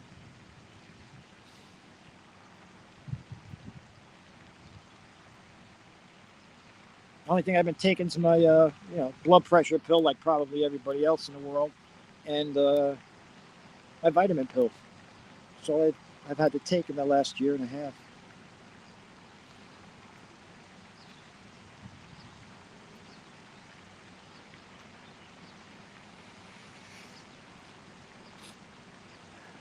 Yeah, the hot dogs do work real good, John. But thing is like uh, if there's a turtle and they peck it once or twice, it's off, it's gone. Or if it just doesn't stay on as good as a piece of eel. That's why sometimes I'll throw eel on and then I'll use a little piece of bacon on that. So at least I know if I get it hit, maybe the bacon's gone, but I know the eel's still there. So if it comes back around, I have a better chance. And if it gets warm out, forget it. The turtles are all over that little piece of hot dog. And once I can catch some bluegill, that's why I switched to just cut bluegill. I switched to cut bait.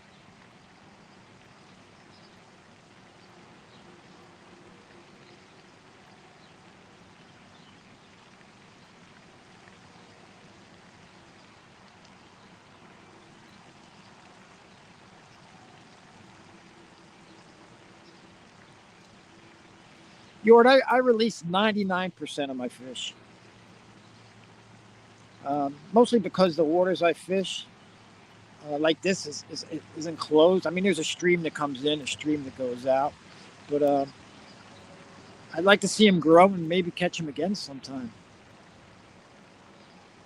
Every once in a while, I like to keep a flathead catfish around 5 or 6 pounds. And the only time I'll keep that is if we're going to cook it right then and there. We'll bring the camp stove and we'll catch it, clean it, and eat it right there while we fish. But 99% go back. I love fish though. I mean, if I want fish, I'll just go buy at the market.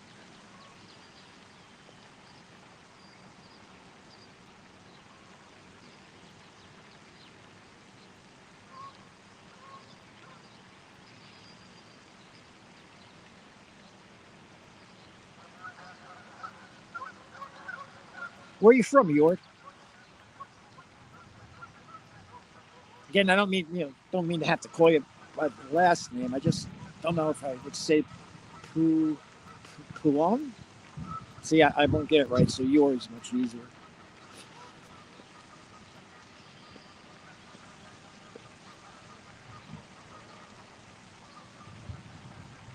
California, huh?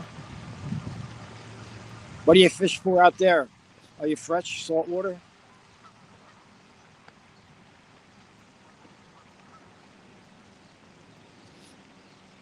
I've never been out there. Never been out to Cali.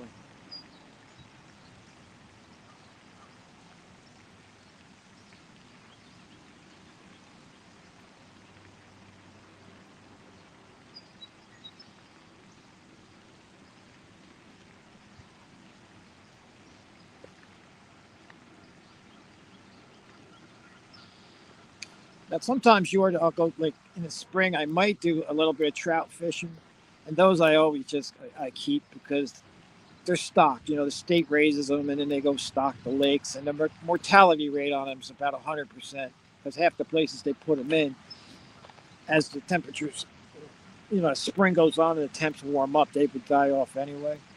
So I will keep those, and I like to throw them in my smoker. I'll smoke those, and I use the heads for catfish bait.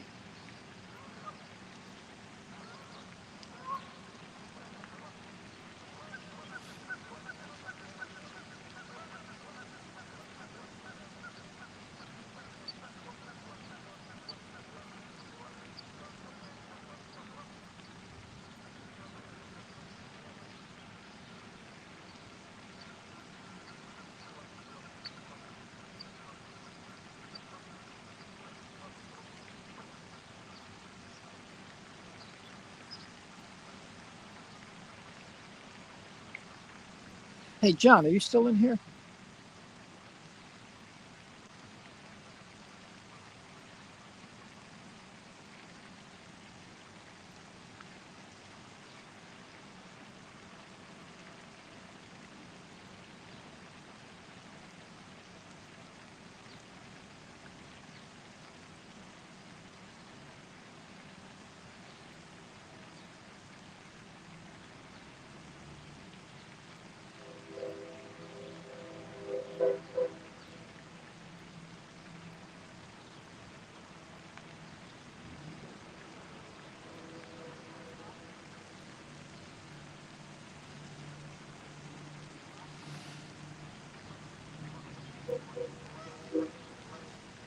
Okay. Okay, you are. Yeah, actually, you are. John and myself, where we live in New Jersey. We're right by the bay, so we can do a lot of saltwater fishing too. And I used to do a lot of saltwater fishing, mostly surf fishing for the stripers and blues. Um, I'm in right now. I'm in Secaucus, New Jersey, and I don't know. I just heard that they call this place Duck Pond because of the ducks. It's nothing spectacular. Just kind of like a little swamp.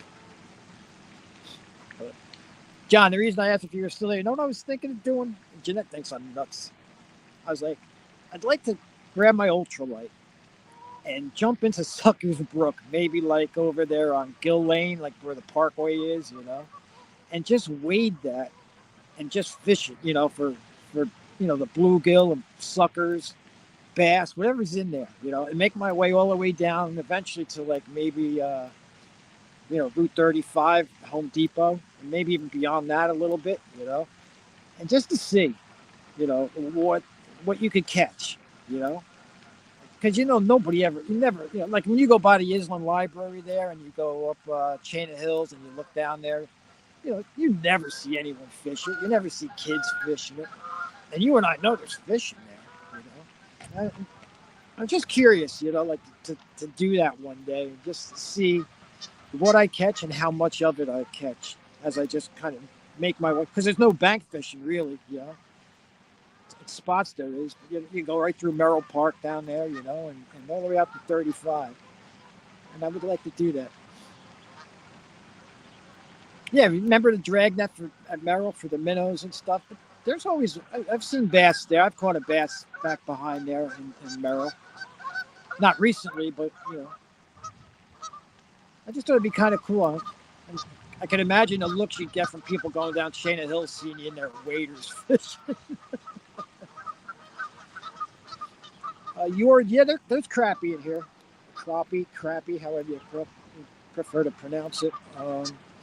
Where I'm fishing now, there's you know crappie, catfish, carp, uh, definitely largemouth bass. I've seen some nice ones taken out of here by people.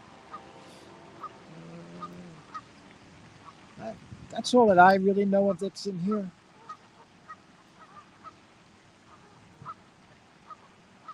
Again, I just fish specifically for the channel catfish.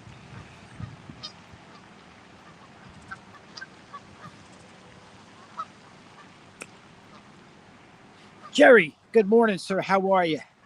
How you doing in Nebraska? Are you out of the way of those storms that everyone's been getting?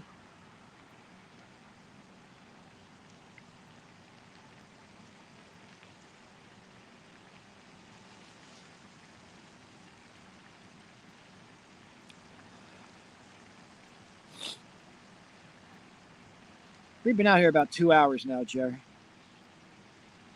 We got two. I'd say first one was about a half hour in. The second fish came about 45 minutes in. And then a couple of good bites here and there, but it has slowed down within the last 25 minutes or so.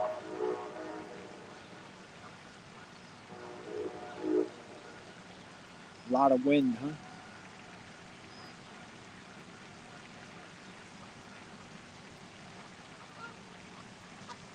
Yes, we are required to have a fishing license here. New Jersey, a fishing license is around $22, give or take. I might be off a few dollars. If you want to fish for trout, then you have to buy an additional stamp, which is somewhere around $10. I think all in all, when I buy I always get the trout stamp just in case. You never know. Uh, I think I pay about maybe $30 for my resident yearly license here in New Jersey.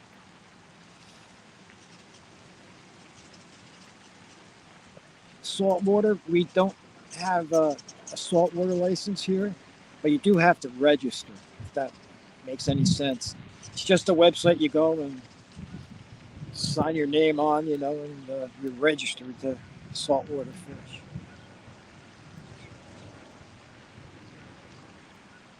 Yeah, it's pretty cheap. I think it is. And it seems to be the going rate because I get a license for New Jersey. I get a Pennsylvania license, which I think I pay a little bit more than I do in for Jersey. I also get a license for Maryland and Delaware. Those are the states I fish. And they're all around the same ballpark, somewhere around there. The only license that I ever, $50. Wow. The only license that ever was kind of costly that used to kind of hurt my wallet a little bit was Pennsylvania non-resident hunting license. If I remember right, the last time I was getting it was over $200 for a non-resident license for like hunting. I used to get it for the deer season.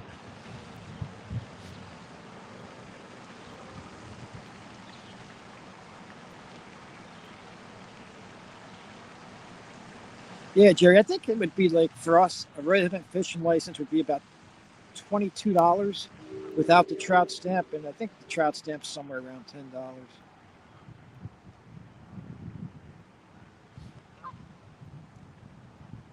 What I like, New Jersey doesn't do it, but Pennsylvania and a few of the other states just automatically will renew it. Like if you subscribe to anything, how automatically. So I don't even really have to remember. I'll just get like an email, when it's due, and it says that they've renewed my license or they will be renewing my license, and it's kind of like that. It's nice and easy.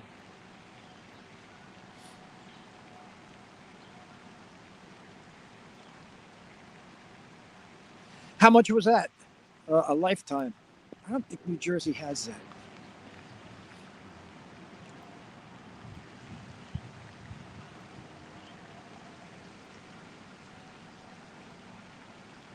Yeah, see, we don't have we don't have like an extra polls fee.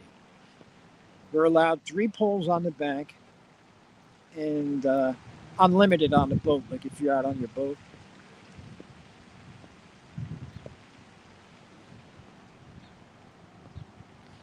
And Jerry, I always kid around. It doesn't pay for me to buy a lifetime license on or subscription or membership on anything now. It was a good idea back in my 20s, which I did. I did join when I think I was 22. I joined the NRA for life. You know, I got a lifetime membership, paid that, and so. But now, when you look at the cost of what a life membership for most things would cost, and if I do the math, I probably lose out on the lifetime membership.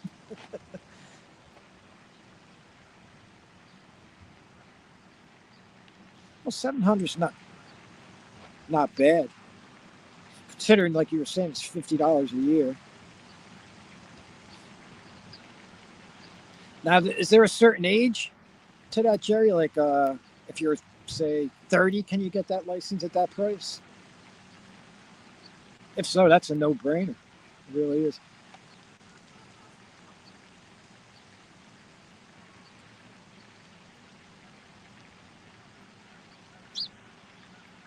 No, I hear you. You'll get your money's worth out of that, 100%.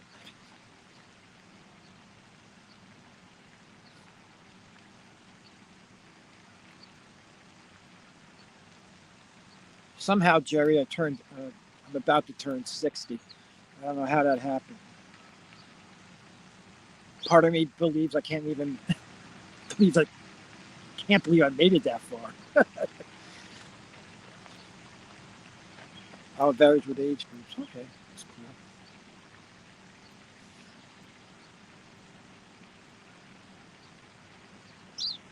cool. Do you have a channel? Do you post? Do you have videos and stuff like that? If so, I'll follow you. You know, subscribe, follow you.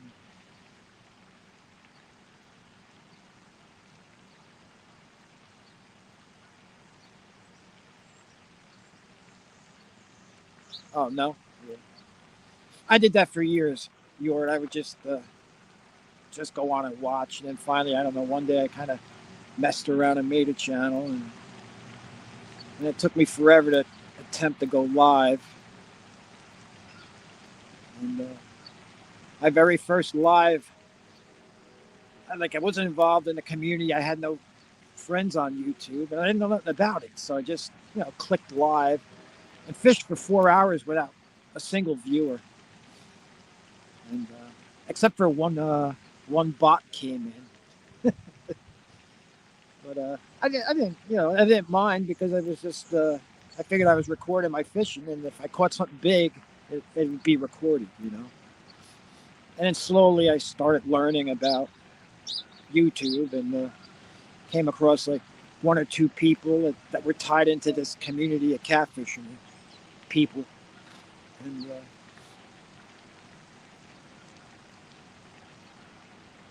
I don't suspect my channel to get any bigger than what it is now. I have no intentions of getting any bigger or really doing anything with it other than coming out here and going live once in a while to talk to some people while I fish.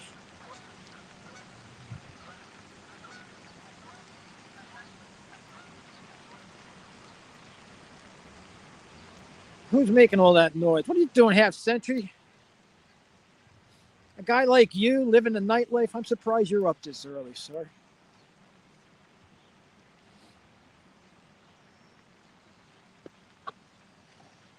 We got two so far. Two channel cats.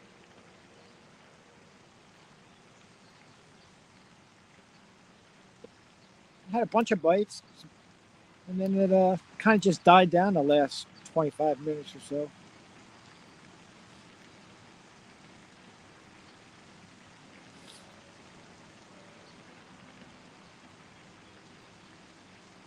Any picture. Uh, Picture of what, York?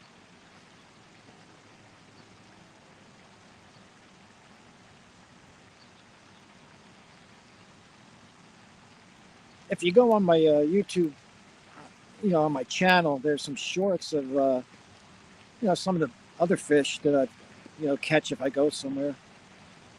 There's some flathead video and some blue cat.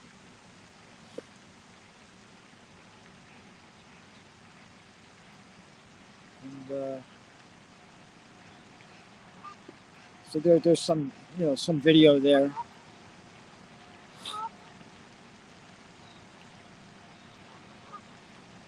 But as far as just photos, most of that I just put on my Facebook page.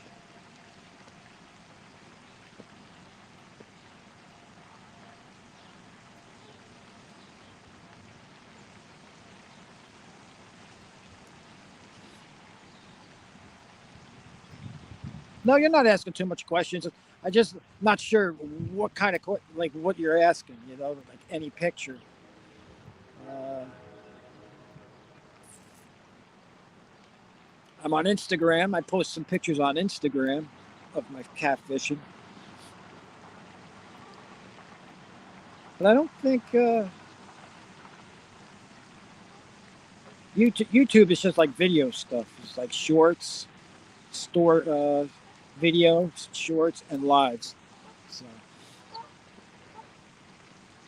and sometimes that the lives are kind of an inconvenience in a way if you catch a fish because I can't take photos because I'm tied up in the live. So my phone is like dedicated to the live, so I can't take a photo.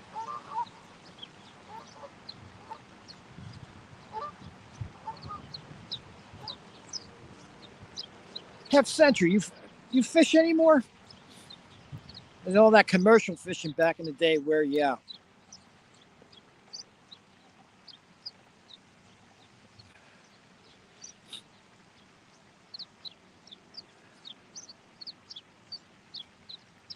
Oh, you do?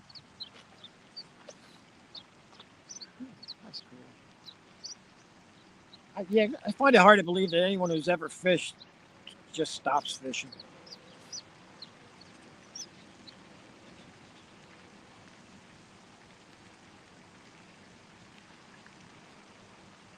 Catfish.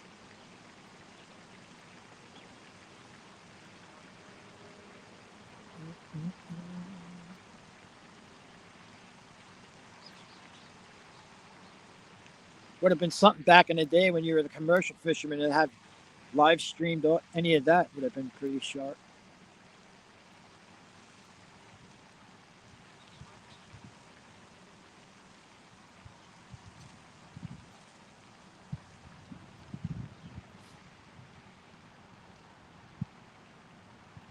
Not in the winter. I don't know why I come out in the winter. I come out in all winter, but it's kind of like if the water's open, I'll come out and throw rods out. But I'm not gonna lie, I sit in the Jeep behind me and just hang out. I'm thinking the same thing. But back when I was younger and all the fishing you did and stuff, we never really we never even really thought to bring a regular camera. Would have been something to have a video of all of that back in the day. We just went out and fished, thought nothing of it.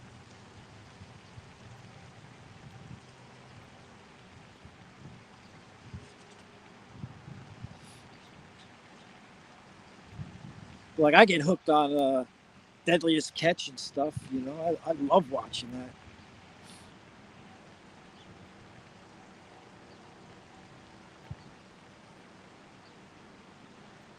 You never know what you're gonna pull up in a trap or a net, and that's what keeps me really into it. I used to tell Steve, coach, that I said because he said he had pictures at home. I was like, he should do a live. He should do a live or a video. And just you know put all those photos together, or shoot a video of them. And just make like kind of like a slideshow sort of thing. I'd love to see the pictures of when he was younger and all the fishing he did.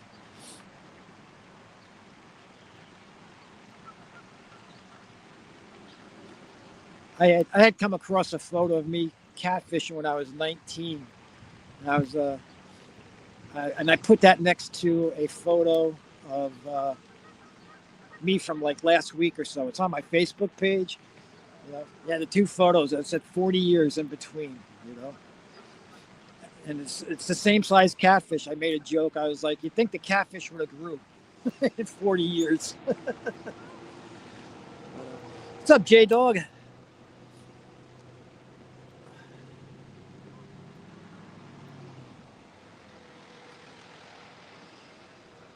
post all my photos go on Facebook.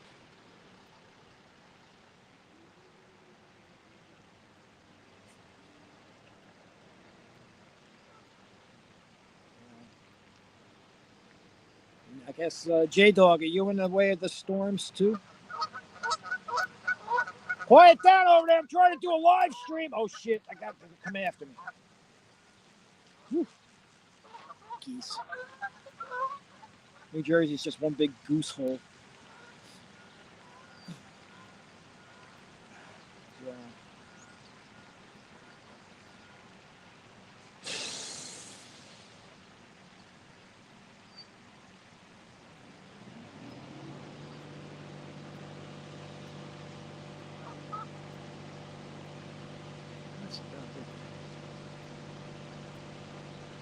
Man, all you guys must live next to each other. Everybody's been getting hit with those storms. Or that storm system that's coming through.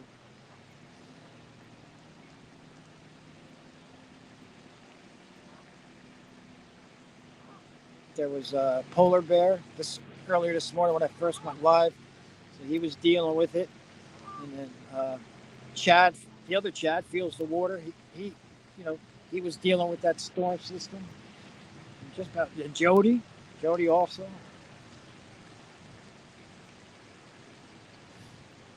Half century now. Yeah, it's going to rain hard. Oh, that's right. I remember something about that. You guys are right across the river from one another.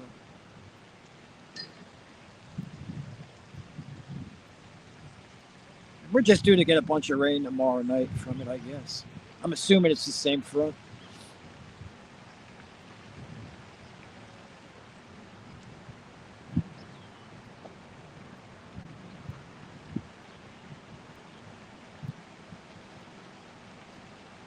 We only caught a couple channels, J Dog, here, between 4 pounds maybe.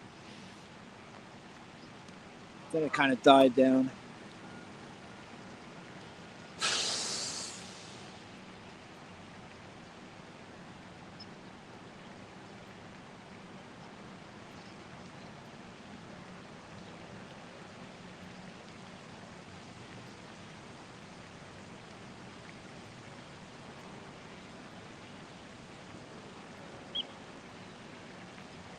I planned to fish here this morning. Got another spot I'm going to fish this afternoon, and then another one tomorrow morning. Kind of new spots I don't know anything about, but I figure I'd check them out.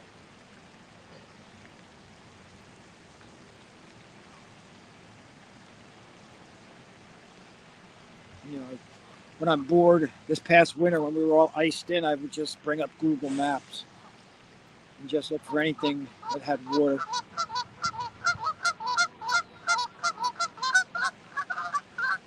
I think I might be getting a little something on that right rod. Not sure.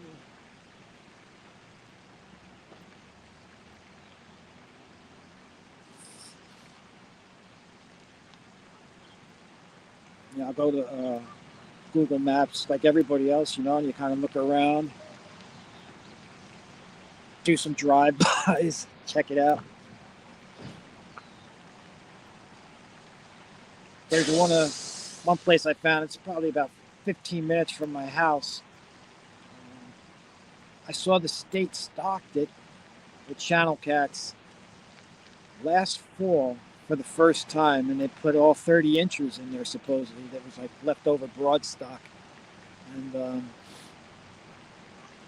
So I went and checked it out, and it's a place I passed all the time going to Costco. You know, and I'd always look over and I'd be like, I wonder if that's got any fish in it.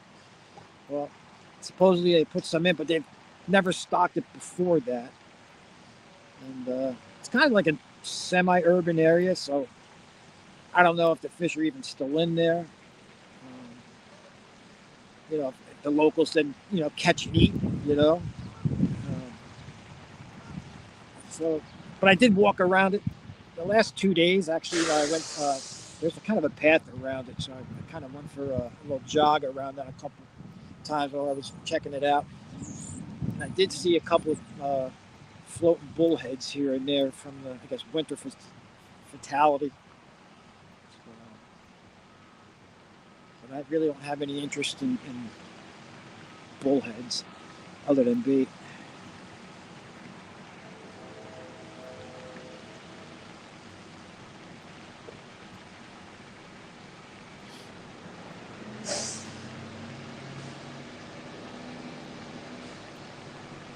Across the river and 8 miles away.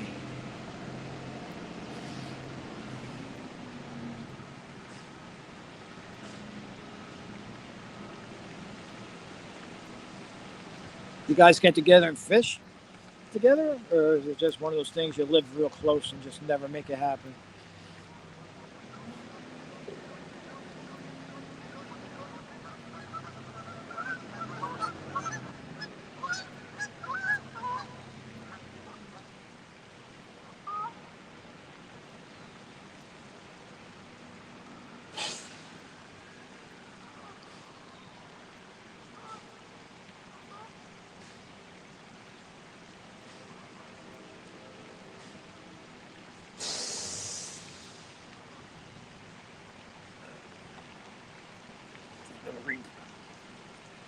Freshen all these baits up.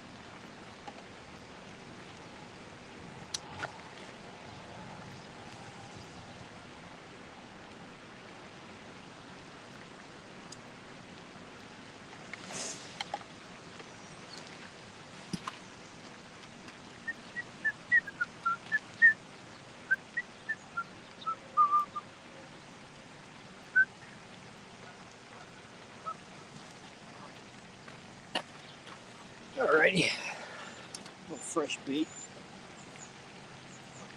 See if that does anything.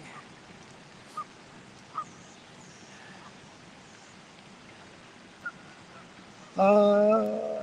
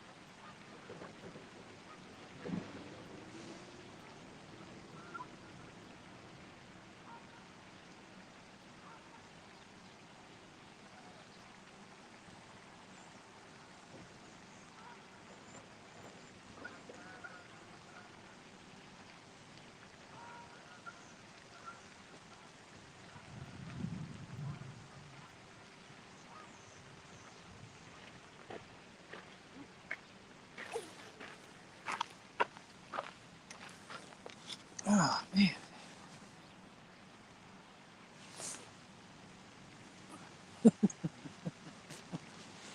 Uh, poor J Dog. Nobody likes J Dog.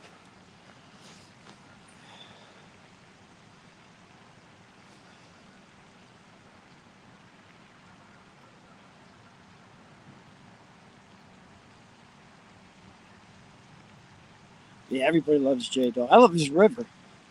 I love that Licking River.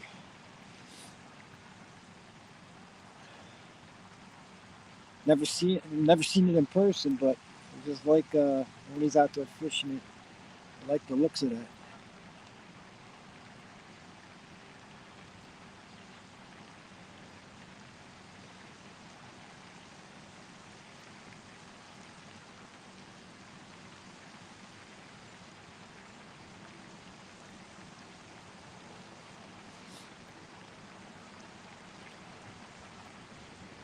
Hey, Steve. Yeah, I decided to go live, Steve. I just wasn't sure. I'm never sure until I get here.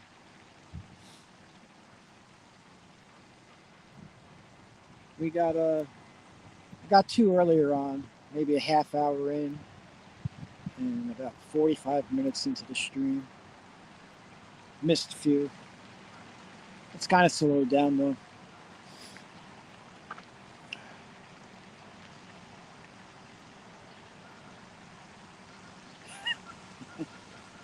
Treadmill.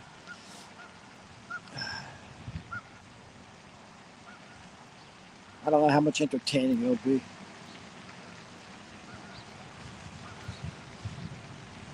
Tell you what, it's cooler out here than I thought. I just had to switch up to a heavier jacket. I don't know what that's about. Hey, Sampy. Good morning.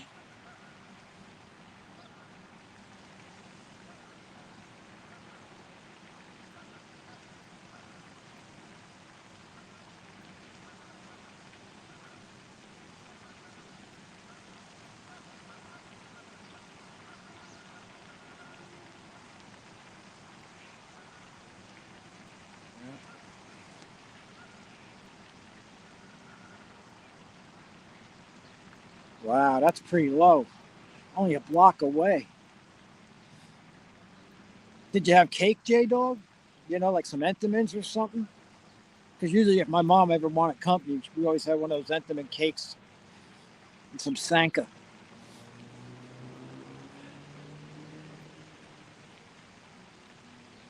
It is, well, I don't know. See, Half Century and I go way back. Well, not really, but And I got a big soft spot in my heart for Half Century because it goes back to the days of coaches' live streams. But I mean, if he was a block away,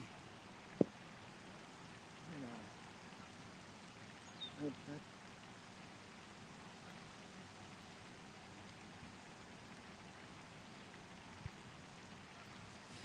hey, River Rat, thank you, sir. Well, we got a couple fish earlier, and to make the day worth it for me. But I mean, I'm gonna be out here. I'll probably be out here till lunchtime or so, and then I got somewhere else I want to fish this evening, and then again tomorrow morning I'll be out somewhere. But I don't expect a stream or nothing from them.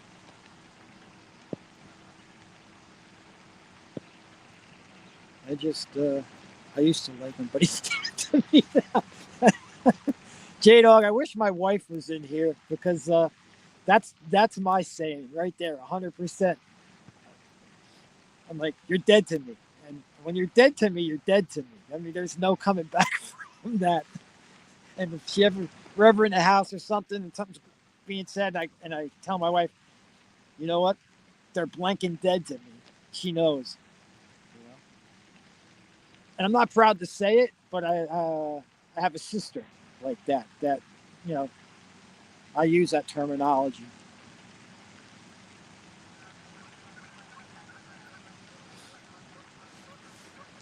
I call BS Half Century by people. Oh boy.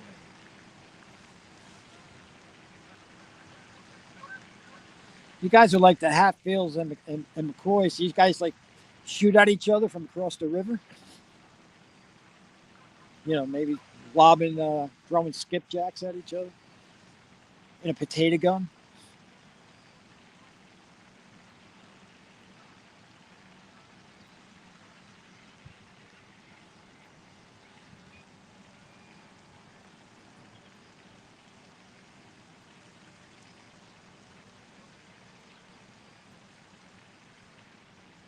River rat, you gonna go fishing today? You fishing today?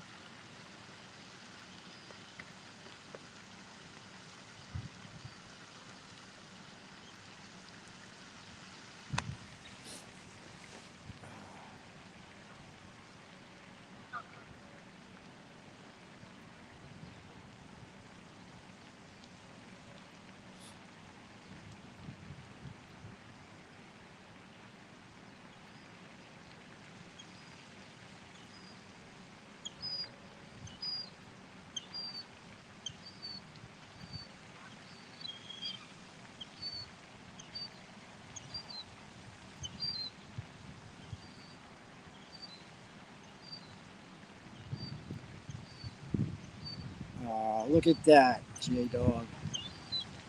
Half Century says you're his best friend. That means a lot.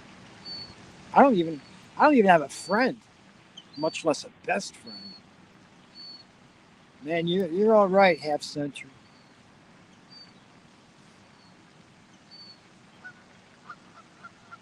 I don't know. I'm getting a vibe that maybe J Dog doesn't appreciate you.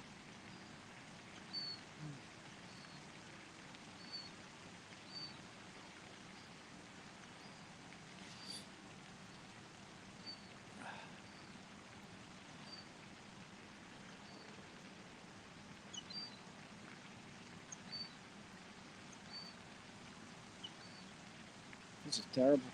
I'm gonna bite in almost an hour.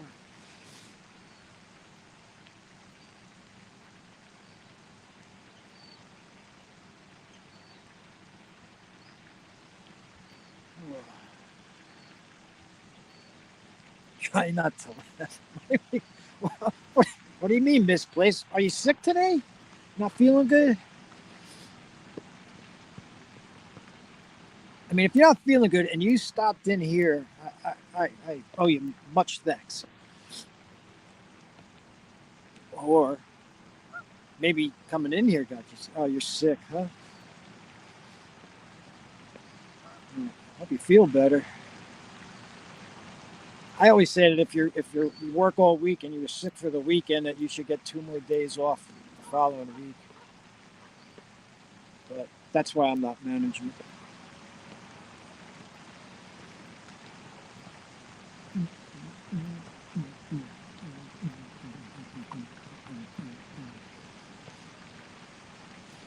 Yeah, you're probably coming in on the tail end of Half Century and J Dog. It was kind of having a little lovers quarrel, I think. But looks like they mended up. So Misplaced owes you lunch and fishing. How's that?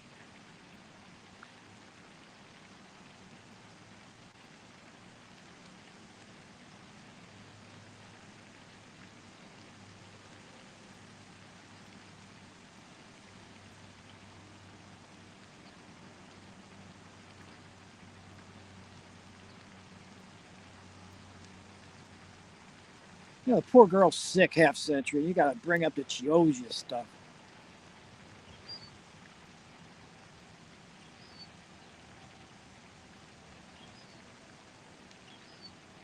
A year ago. Boy, you hold your chips for a long time there, Half Century.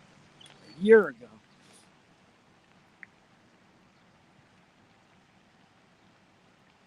Boy.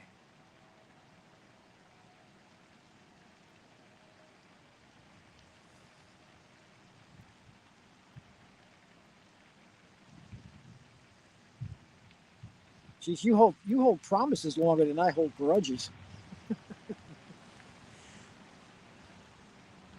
Oh, and not while I'm on vacation.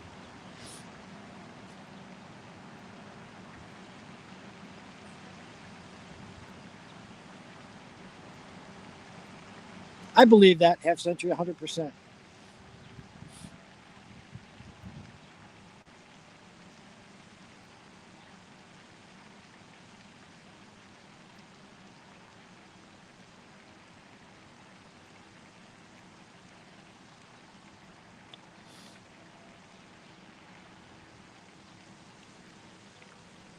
It's strange how that works, at least for guys. You know, you could be talking to your buddy or hanging out with him, and then a year could go by without even a phone call, and then it's like you bump into him, you pick up right where you left off.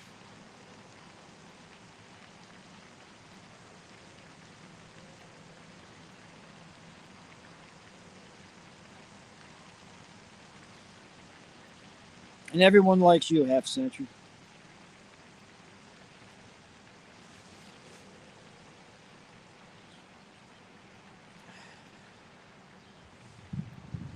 Everybody loves Half Century.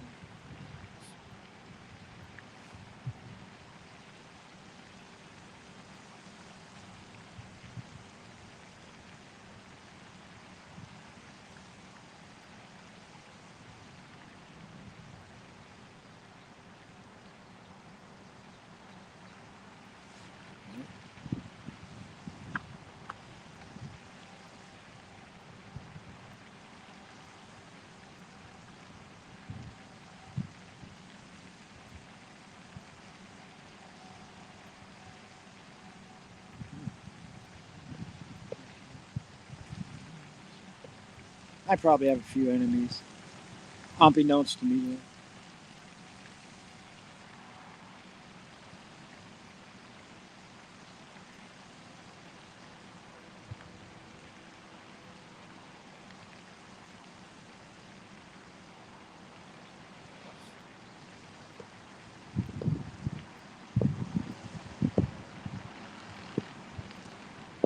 Man, this promising morning here really shut down.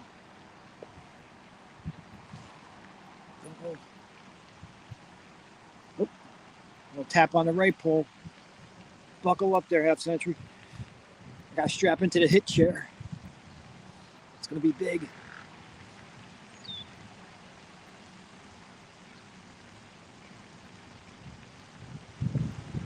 Come on, come back. Come back. Come back.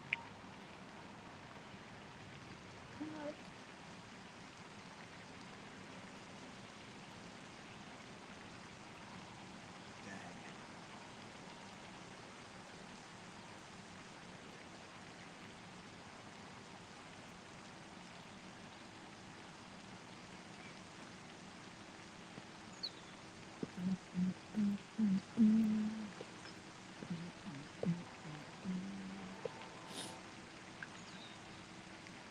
That's it. What's going on?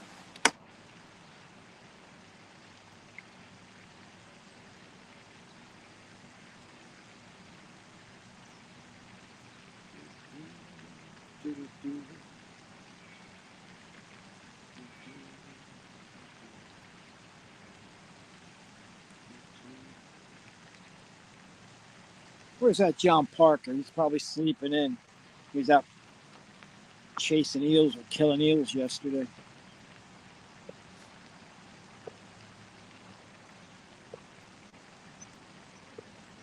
Come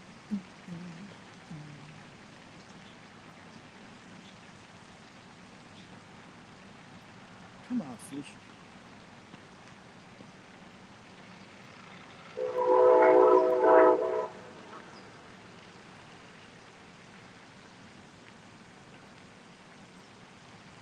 Yeah, he is watching. He watches everything. He waits for the right time to pounce, that boy. Guy can't fish worth a lick, but he can stalk.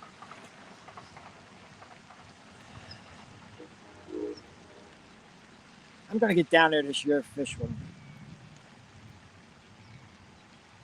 I think I'm more in the fall.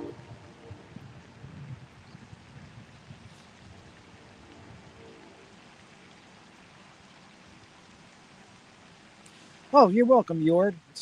Like I said, it was nice to have you come in. You know, I don't usually push the subscribe thing, but if you care to subscribe, you can, and we'll see you again. I don't go live a whole lot, but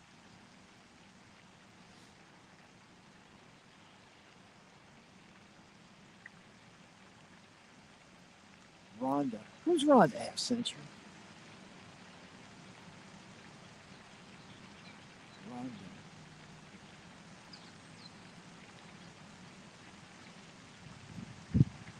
I mean, I guess he's not.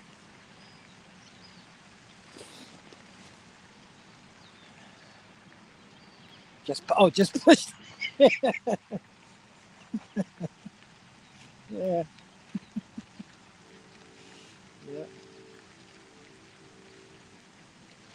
yeah. I don't know. But it's a hey, Smokey. Good morning. The thing about John Parker, Half Century, is I we know he can't catch fish, but I like the little trick that he does. He'll say he leaves the rods out at night, right? And and then the fish are on the hook in the morning. I'm pretty suspect in that.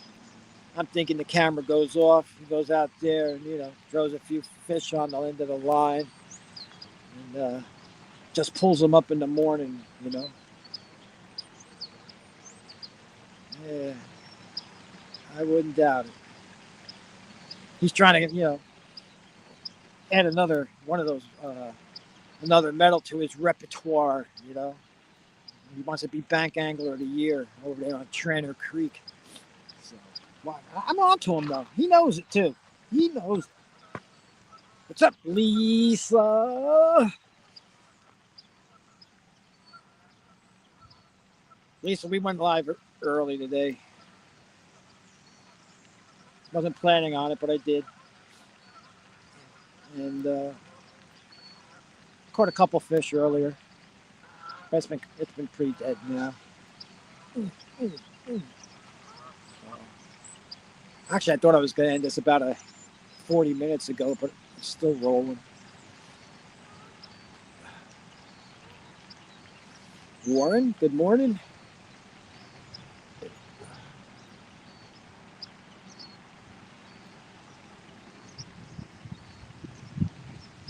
So, Lisa NJ's live too. If you need like that 5,000 amperage jolt of energy.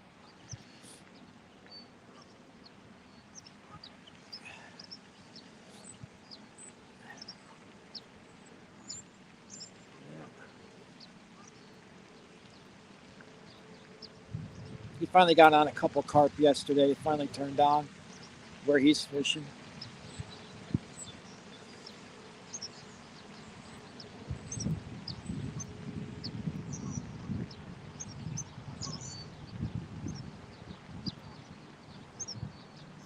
Yes, yeah. You know what?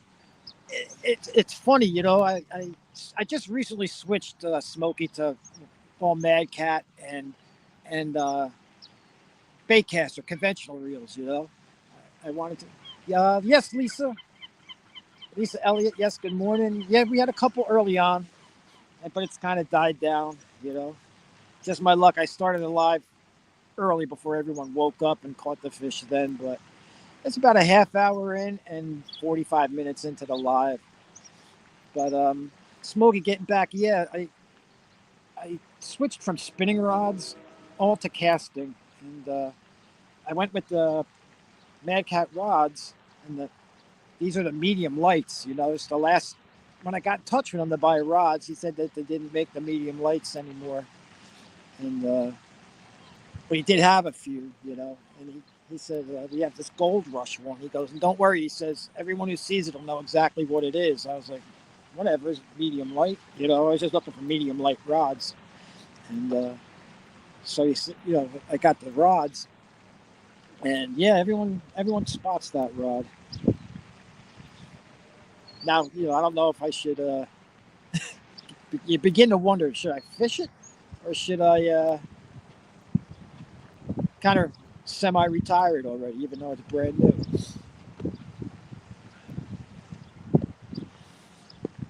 But for the reels, I'm using the Pissafun reels only because of their price point and the fact that I didn't know how I was going to like the bait casting rods.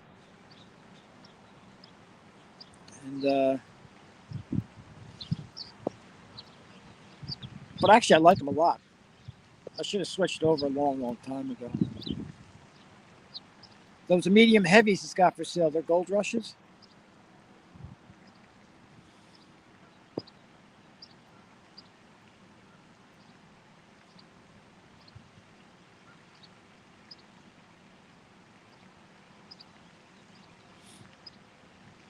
I kind of wish they didn't discontinue the medium light rods because that's really what we could use up here by me. Without having blues and only a real rare occasional flathead here, it's all channel cats. So the average catfish rod, on the market, like slime cat, whisker seeker, all of that, it's kind of heavy for the channels that we catch here. So the medium lights are all right, but they could even, you know, they made a light rod that would even be probably better for me.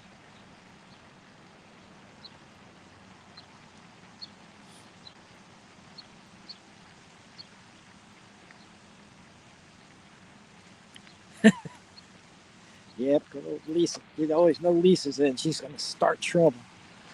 Danny, you just don't want to fool with you.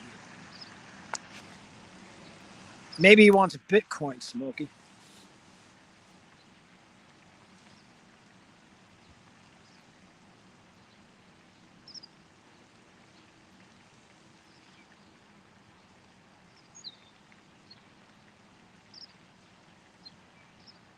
Oh, I got you. I check Marketplace out, on Facebook now and then, and every once in a while I see the Mad Cats in there. Never saw a gold one, but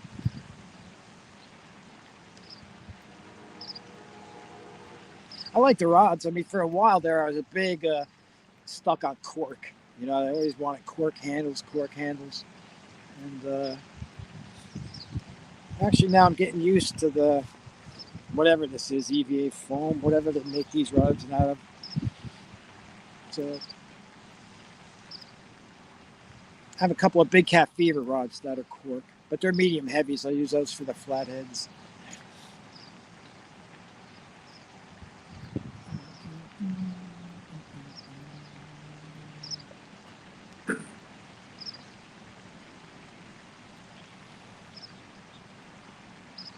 Yeah, people are odd on Marketplace.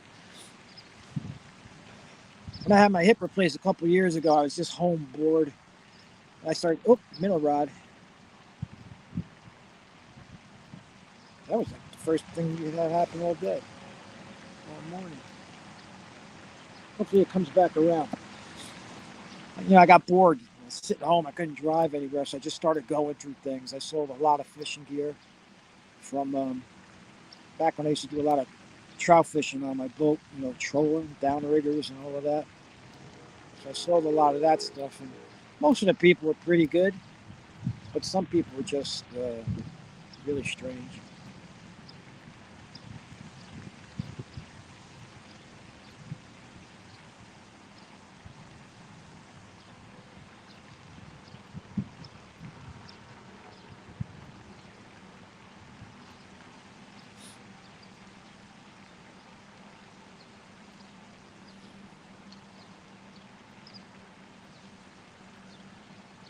Then you got to worry about too is there's one guy has something on the marketplace, and I got in touch with him and agreed to buy it, and set up the time, meet up, and all of that.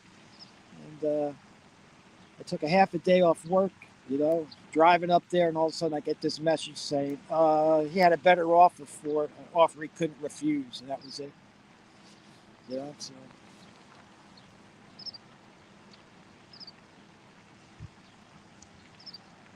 if I sell anything on Marketplace, the meetup place I use a Burger King that's about a stone's throw from my house. So if somebody doesn't show, it's no big deal.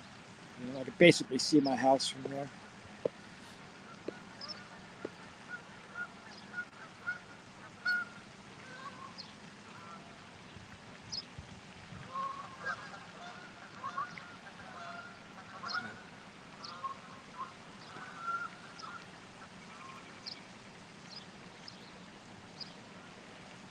But again, these are all medium light rods.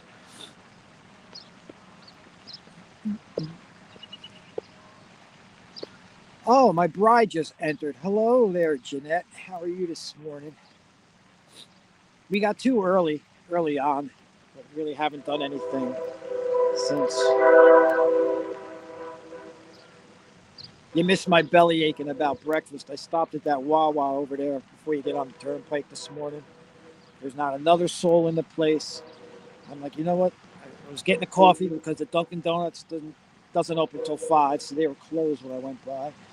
I got a coffee, and I'm like, let me get one of those breakfast burritos. And the guy makes it. I'm the only one in there now. It took him like 20 minutes to make the thing.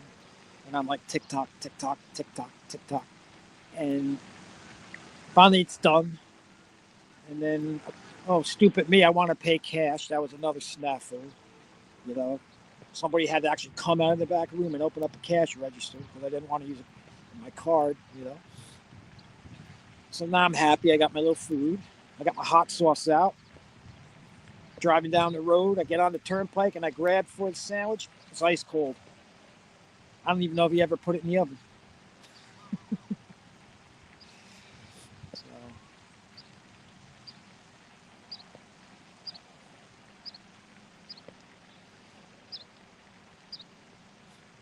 Yeah, little Jeanette doesn't go catfishing, but she's always let me go. I told her a long time ago when we first started dating. I said, "You'll never have to." I love cat. I said, "I love fishing." I didn't say catfishing. I love fishing. I said, "So I'll be fishing a lot." I said, "But you'll never have to pull me out of a bar, you know." And doesn't mean I didn't occasionally have some beverage, but she never had to come down to a bar and pull me out of it. So, oh, don't worry about that, Jeanette. Don't be sorry. That place is dead to me. I was telling Half Century earlier because somebody said made a comment in the chat before about being dead to someone. I'm like, oh, so that's my line. I said, and you can vouch for that. If I tell somebody they're dead to me,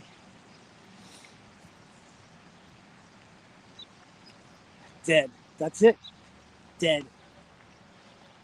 There's no coming back from that there, Lisa. I'm sorry. There's not. Nope. And you weren't in at the time, Lisa. And I said, and I have a sister that's on that list. Unfortunately, I'm not proud of the fact that, it is family, it is blood, but dead to me.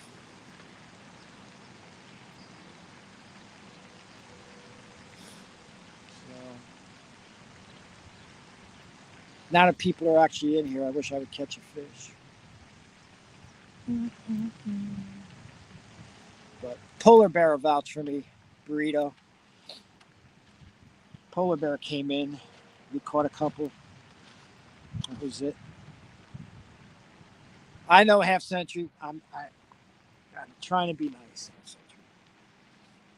You're like my role model, Half Century. You're a good man. You're generous. I see the way you support the community.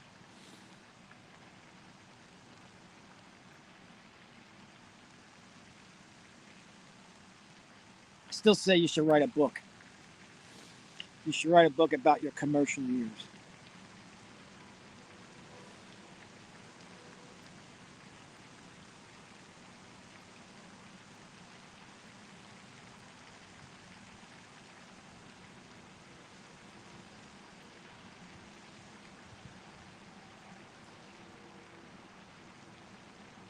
I know. I know. You guys, it's funny though. You guys kind of livened up the chat there for a little bit before. It was pretty good.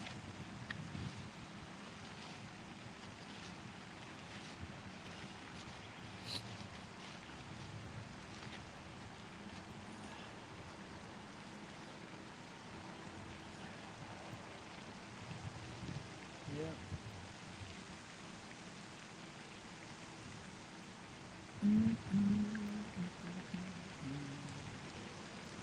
Does he? Oh, seriously, does he like to fight? Does he like to throw hands?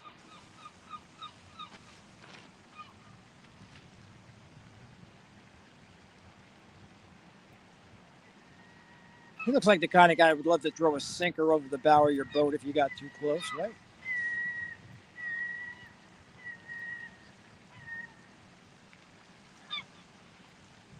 Yeah. That's kind of like, John Parker and I.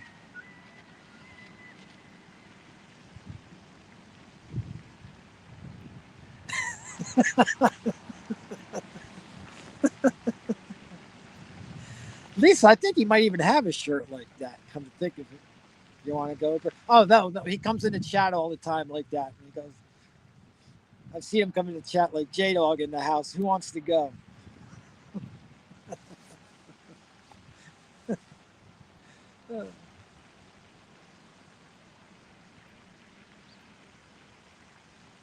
You need that, though.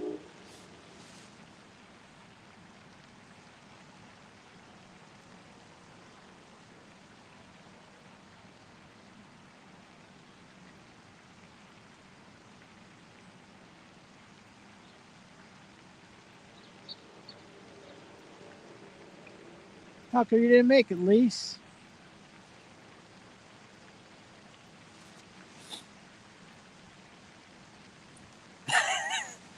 You didn't miss anything, J Dog. Nothing at all, sir. Just don't look back in the chat. Dustin, good morning. Good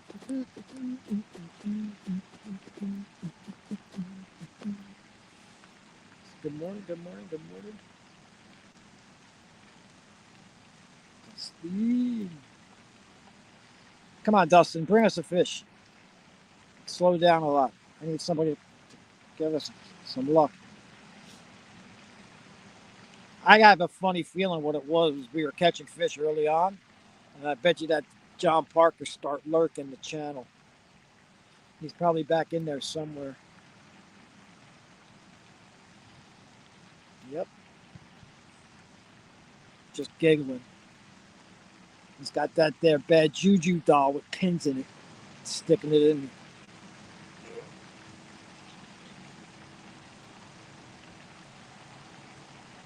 I mean, because he should be up. I mean, he's an old man, so old people don't sleep past 5 o'clock in the morning, right?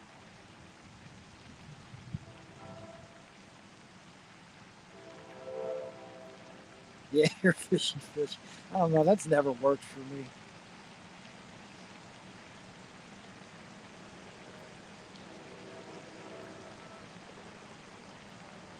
But it's good early on, Dustin. It was good.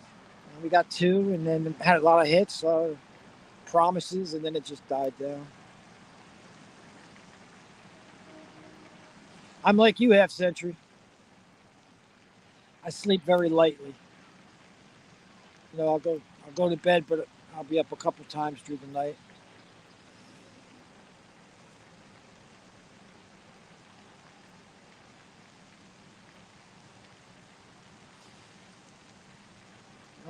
We're fishing for channel cats, Dustin. That's pretty much the only game in town here, as far as catfish go.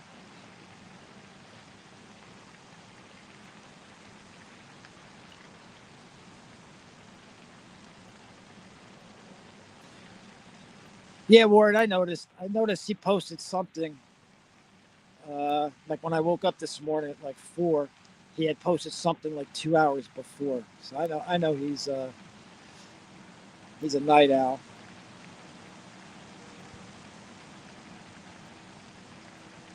I used to be like that, half century. 4 hours of sleep was basically all I needed because I used to work my full time job and then I worked a part time job, and then by the time I would get home from that, I wouldn't really fall asleep till 12:30, 1 o'clock, and then I usually get up between then and the 5 o'clock that I had to be back up to go to the day job again. So 4 hours was regular, but lately, I'd say over the last maybe 5 years, I started sleeping a little more. But I don't sleep sound. Like everything wakes me up. One time I remember laying in bed and I heard this distinct sound that I know wasn't normal. I got up, I cleared the house. It's my with the Smith and Wesson. I'm going room to room. I'm like, there's something. It turned out that the little hook in the shower that was stuck to the wall that held the brush for your back. I guess the adhesive finally gave out, and all it did was just drop to the shower, and I heard that. And it woke me up. It was my spidey senses.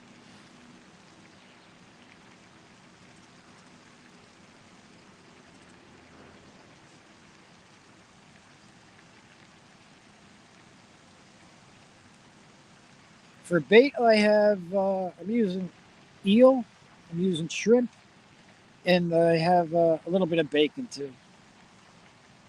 Not gonna lie, I think those first two we got, the little bit of bacon that I tipped the eels with, might have been what sold it. Oh, I missed who's J Dog. What comment? Hold on, I'm scrolling back. Sleep 4 hours. J Dog. J Dog. If you want to fish, you have to reel. Oh, okay. All right. All right. I got to put fresh bait on it. You said. Hold on. I gotta make sure I get it right. All right. All right. All right. All right. Let's. All right. We're gonna try that, J Dog. But I gotta make sure I get the wording right. Right. I mean, if I don't get the wording right, it's probably all for nothing. So, okay. Okay. Okay. Okay. Okay. Okay. Okay. Okay. Okay. Okay. Okay. Got it. Got it. Got it. Got it. Got it. Just entertain yourself a second.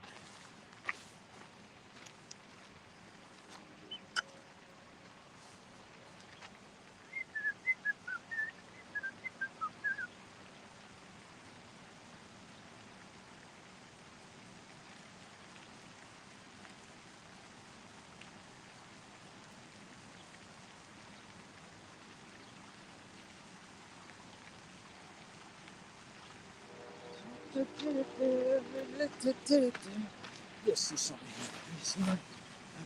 I just gotta adjust this for J Dog here. Okay. All right. Stay put. Stay put. I'll be right back. Before the rods go down, just grab it.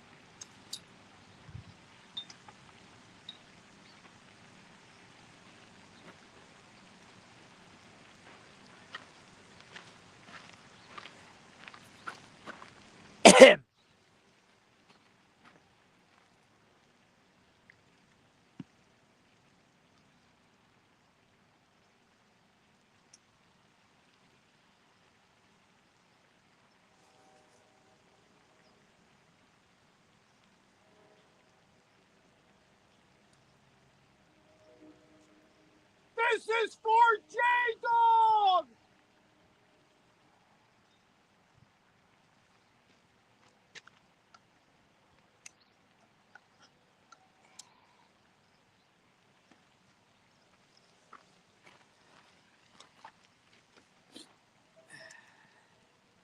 All right, J-Dog, I think the cops will be here in about 20 minutes.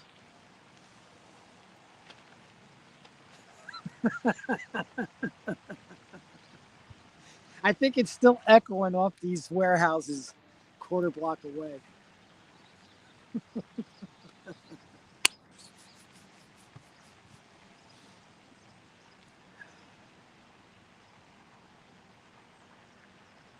Now we wait.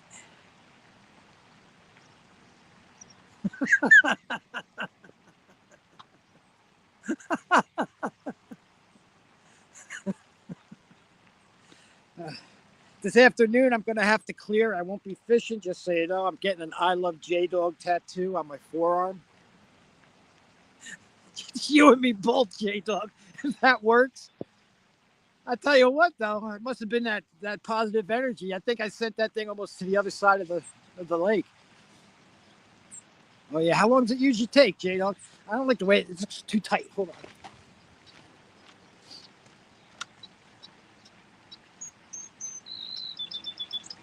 There we go.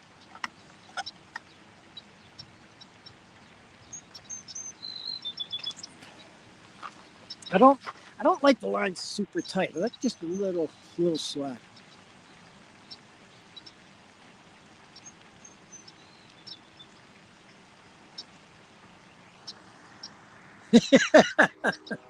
Oh man, it's gotta work.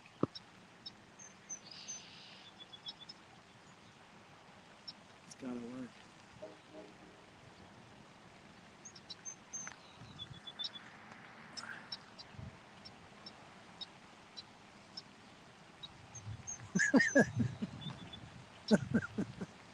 Hey, 423. The action slowed down, but thank God J-Dog came in here and saved the day. Told me what needed to be done, so you might want to get ready. Probably should get the cornmeal ready too.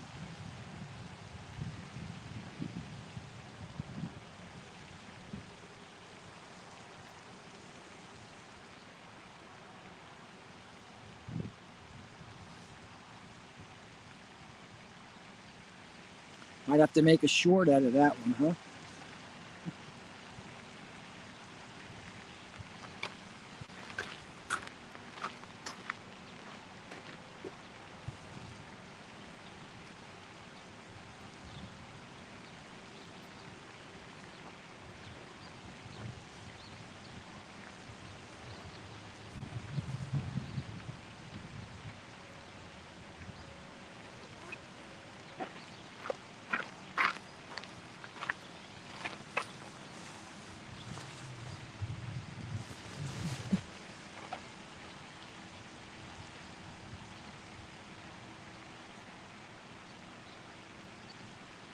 How do you do that?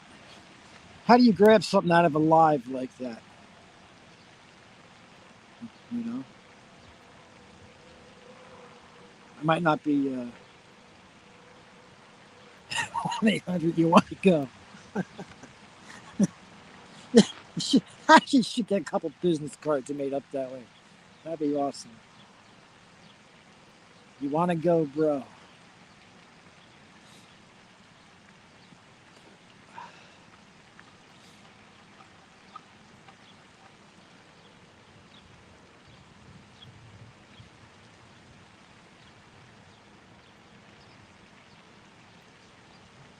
Be right back. I think I hear a copperhead in weeds back behind me. Just be a second.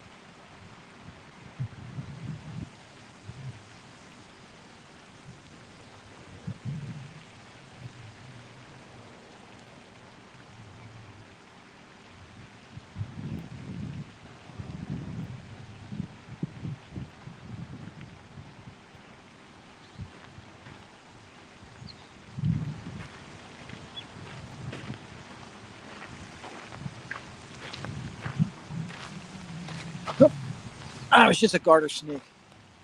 Take a screenshot. Okay. Funny thing about lives I noticed is once you get more than 3 people in, the fish stop coming.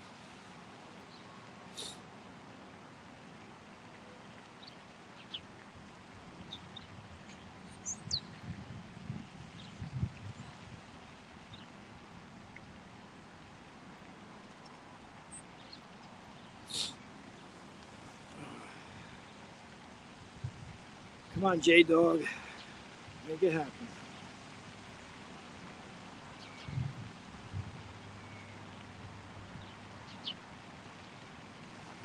Actually, I might have to name that rod after you, J-Dog. That might be the J-Dog rod now. Gonna have to put your name on it.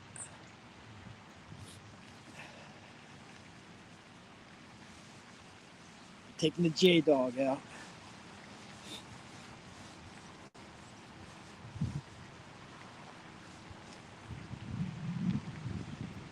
Oh,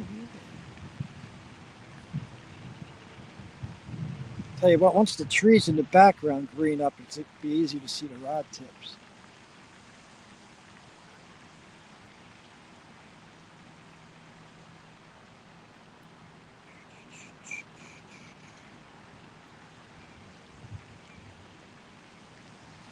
Relaunch a couple of these.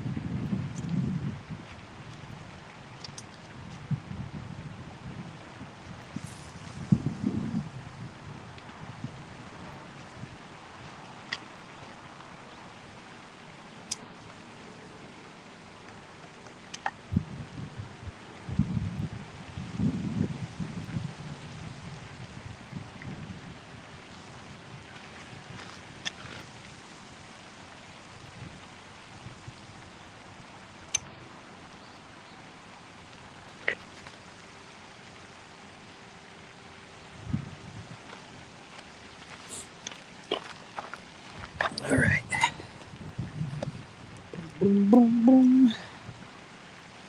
All righty, all righty, all righty. What do we got here? Hey, Curtis.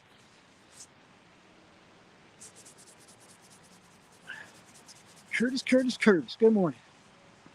All right, so the J-Dog rod is now in the center.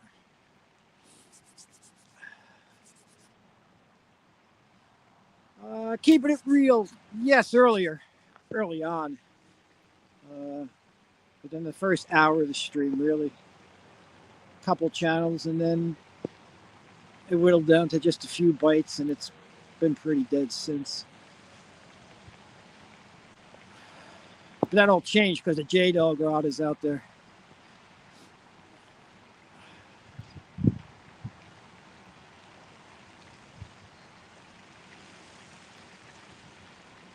J-Dog, saw me struggling, so he came in here and he told me what needed to be done, and we got it done.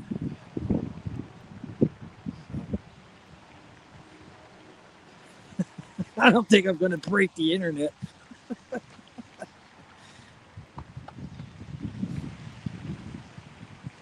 I was saying earlier, this is a good spot, because in bad weather, I could basically watch these rods from the Jeep.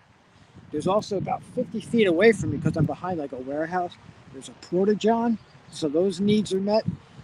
But what they really need is like for one of those gut trucks to roll in here, like sell you breakfast sandwiches and a hot coffee or something like that.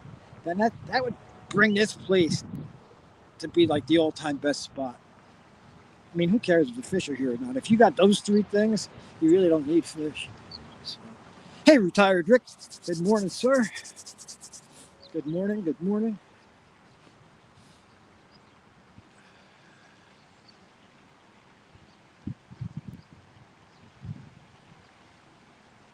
But it's definitely cooler than it's been.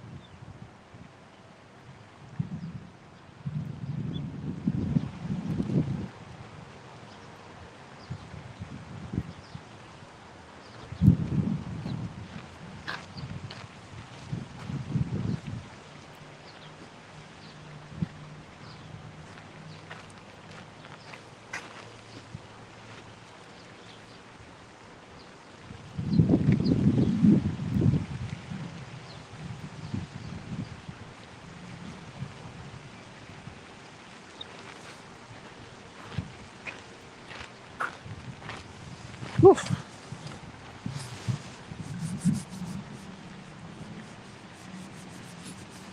Oh, man. Okay.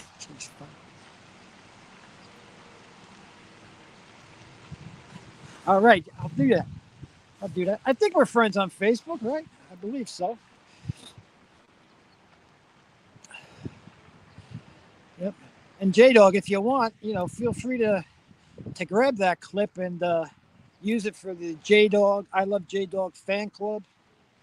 You can, you have all, I'll give you all, what you call it? What do you call that? You have all my permissions to use it as you see fit, sir. There you go. Something like that.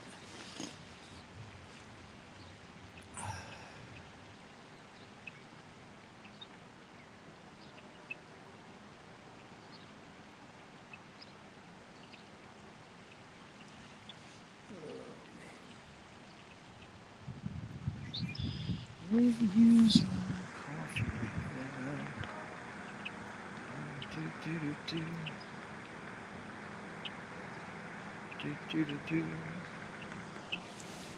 Yeah, keeping it real. Those orange rods are the orange crush rods from Mad Cats, and the gold one's the Gold Rush. Medium lights. These are medium light rods. Which I don't think they should have retired making them, but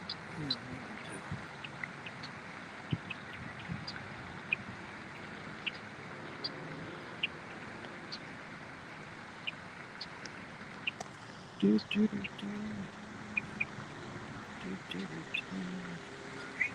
gotta see if I can find that.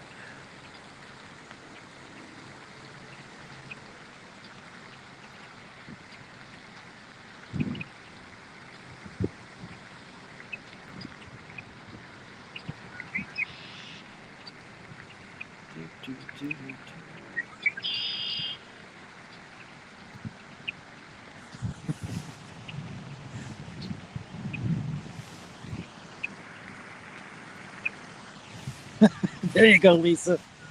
I just spotted that when I scrolled back.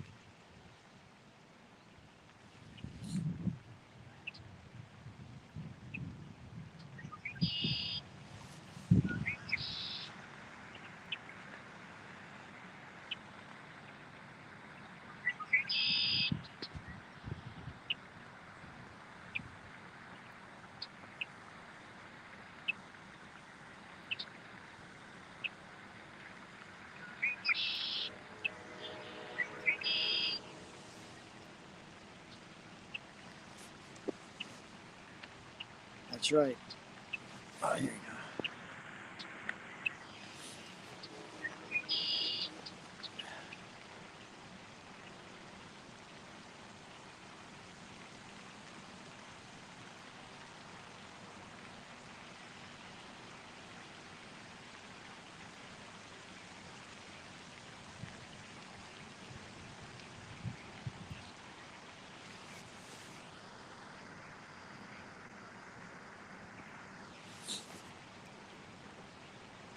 Come on, fishy.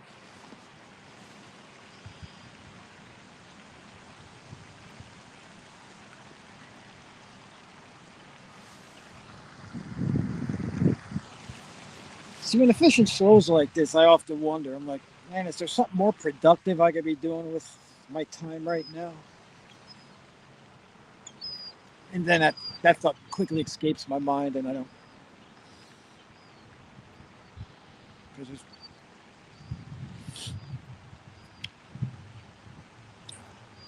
there's got to be more than two channel cats in this space. Gotta be.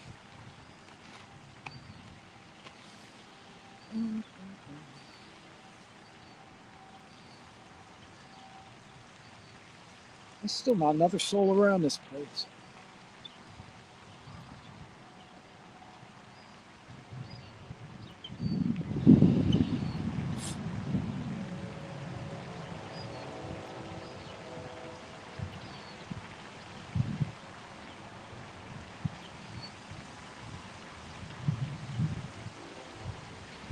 $3.29.6.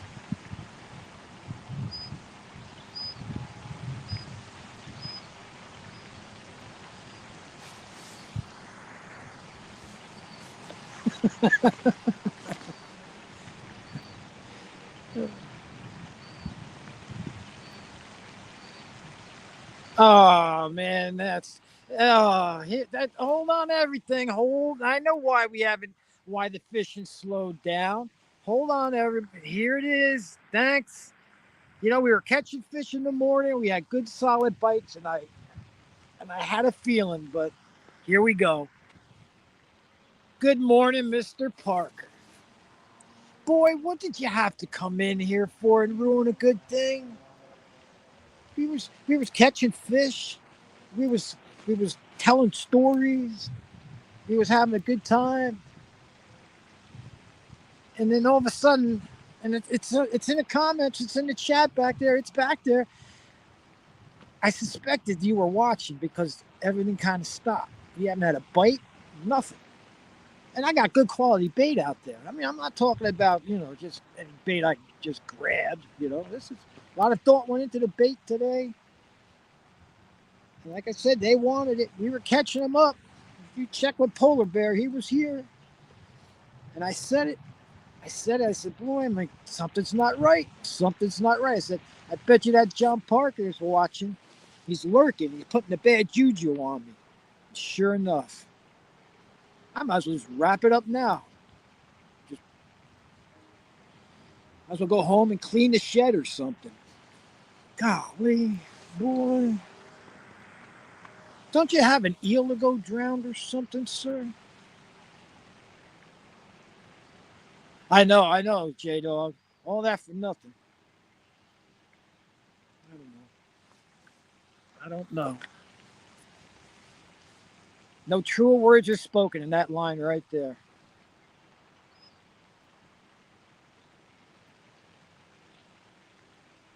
Of course they didn't bite for you. That's already been established, Mr. Parker. John, I'm telling you, a lot of people knew. They were all suspicious. Once things went south, fish are gone. I think I heard them all swim up the stream, the feeder, the feeder stream here. They're gone.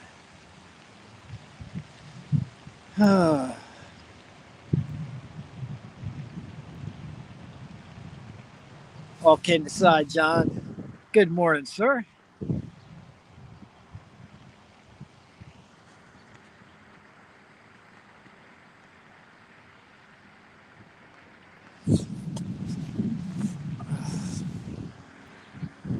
We got a couple, John. Got a couple.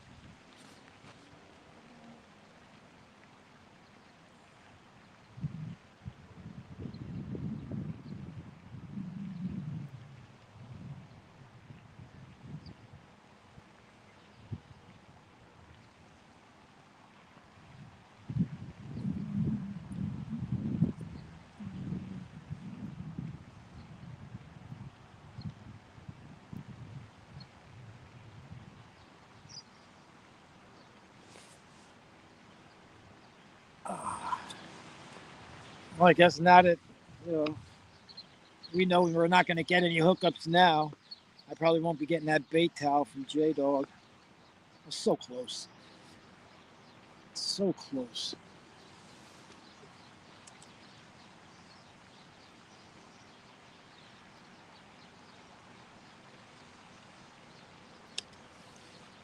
Mark it down. This was the day.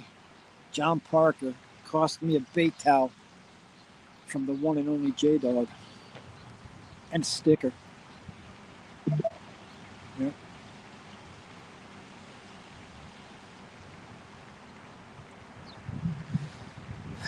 What to do?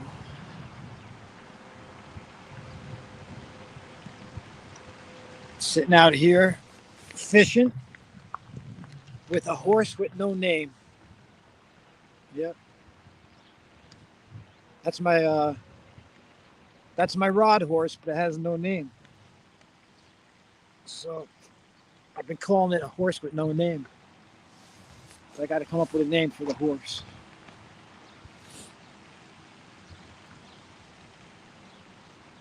Maybe something more like the J Dog.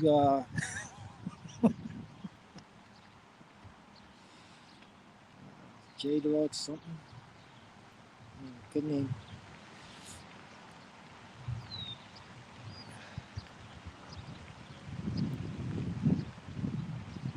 Oh, I know, John. You make those songs or something else.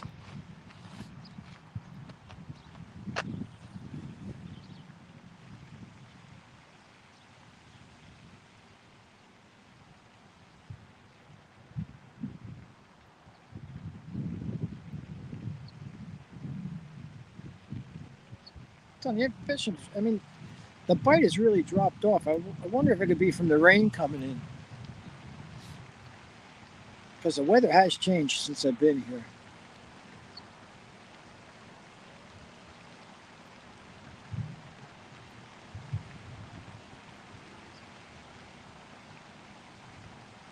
Yeah, John, those are the Mad Cats, the orange crush rods. Oh, yeah, there was a bite on the J Dog rod in the middle. No way. I don't know if you guys just saw that. Oh, come on. Come back. This would be, come on. This, this gotta happen, J Dog. Just got wrapped.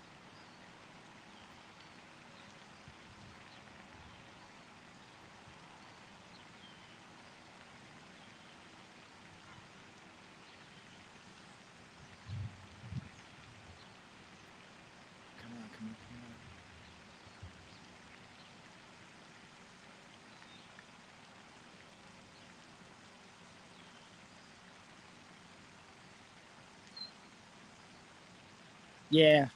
I don't know, J Dog. I can't believe I just got a hit on that rod. I'm just waiting to see if it wants to commit.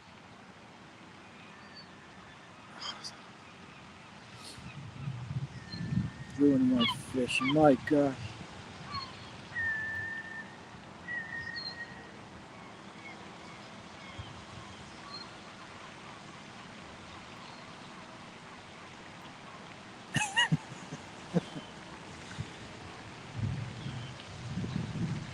J Dog, when I first started, with YouTube and stuff and found all you guys, I was like, man, I really need a mentor, somebody I could learn from. So I mean, I took the last $4.99 that I had, and I got me a membership to John's channel. I'm like, there's a guy, because I saw it right on his page. He was a professional catfishing, and I'm like, gee, this is gonna be easy. I just gave him my $4.99, and boy, it won't be long before I'm stacking them like cordwood up and down the bank. Let's just say I don't even have Kindle in here. Not even Kindle. Yep. I got snookered. Professional. Oh, J Dog, it just got hit again. Let's shift that rod into the middle. Come on, J Dog. No, there it is, J Dog. He's bouncing it. Come on, J Dog.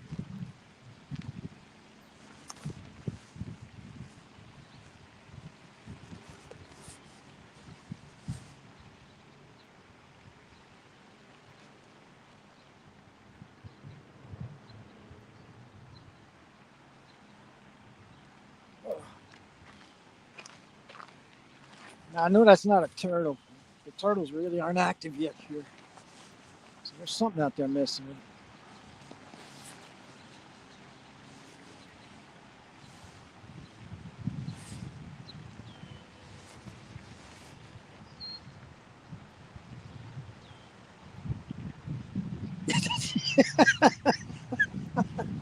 That's it. It got hit once, then it got quiet, it got hit again, a couple bounces, and I thought for sure it's like some battle going on out there.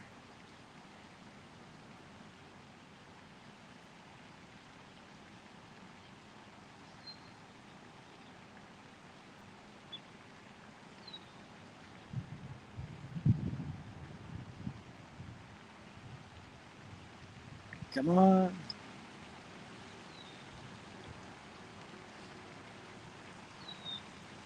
That's it.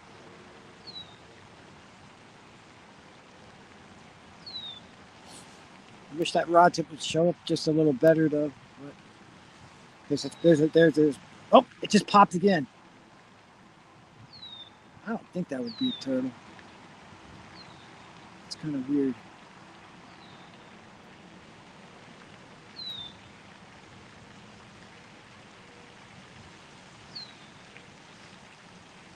Come on, J Dog. Come on. You can do it.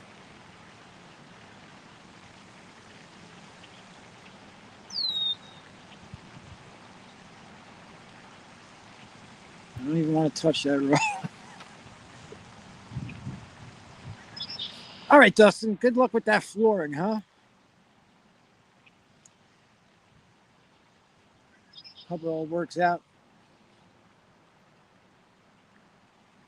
Keep your fingers away from the blade.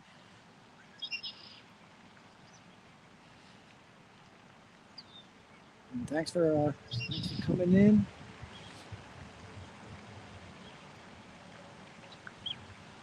I don't know, man. That juju's pretty strong, J Dog.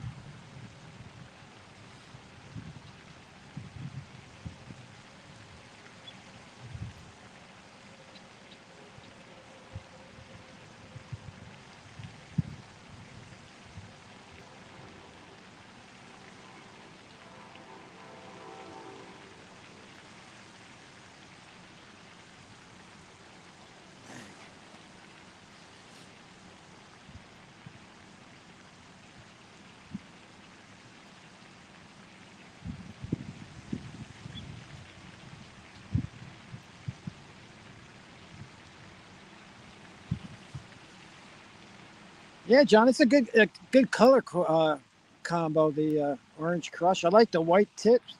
It's kind of hard to see because of the trees, but like I see the tips real well. So like even if I in bad weather, if I sit back in the Jeep and watch them, they're real easy to spot. But I haven't had the occasion to use the black light on them yet. So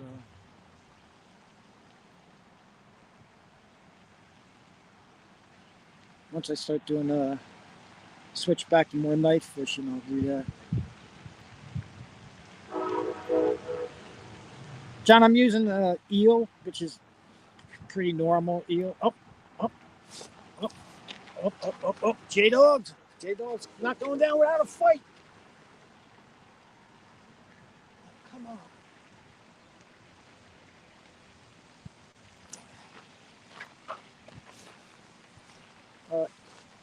Damn, something keeps messing with that bait. Um, I got eel, shrimp, a little bit of bacon.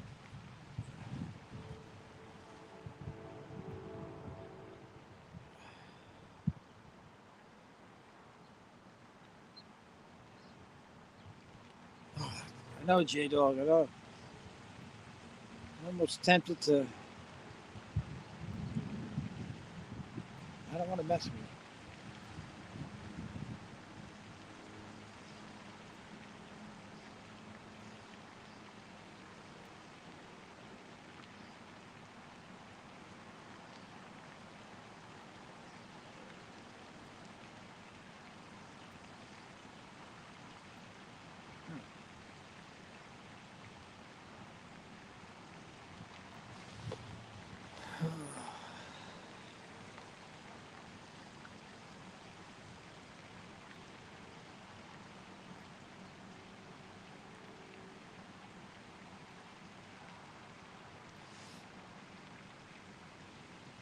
Hey, J Dog, my wife has a cricket machine, where she can make decals and stuff. And I'm looking at the rod. I'm pretty sure we can get J Dog made up, put it on that rod. Because I can't confuse it with the other rod. You know what I mean? They both have the same rod, same reels, so I got to make sure. I mean, it's pretty easy to tell which one is the J Dog reel going forward because it's probably going to be the one that catches all the fish.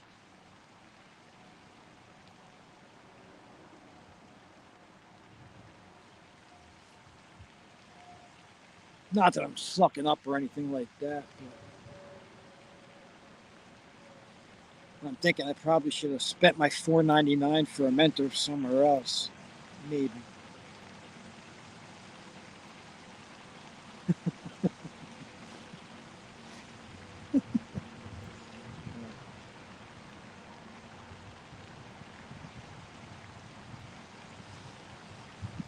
Mr. Parker, I'm going to have to come down to Trainer Creek. We're going to have a fish off down there sometime on the dock. I know it's your home field advantage, but I'll come down there swinging my J Dog rod. We'll put an end to this. We'll put an end to this bad juju thing going on.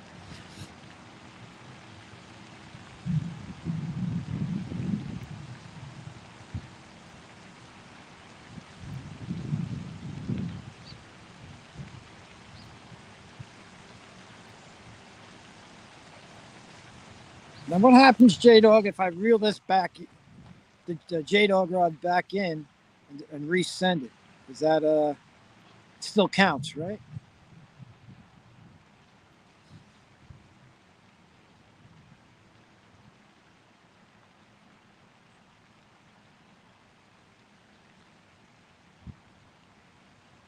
Maybe not as much. I'm not sure.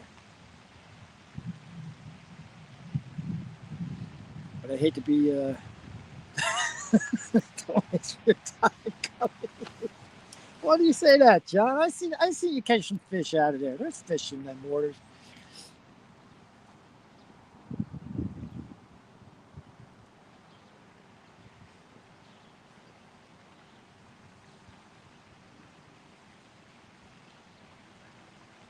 I have faith in what my mom told me when I was a little kid. I used to strap my fishing rod and tackle box to my little Huffy bicycle. This is before people worried about where their kids were. I just get on my bike and go for the day as long as I was back for supper. But I would get on that bike and I'd go down and go fishing, and always had fish I'd be bringing home. And my mom used to always tell me, she said you could catch fish out of a puddle. So I think I'd come down there and get you fish out of there.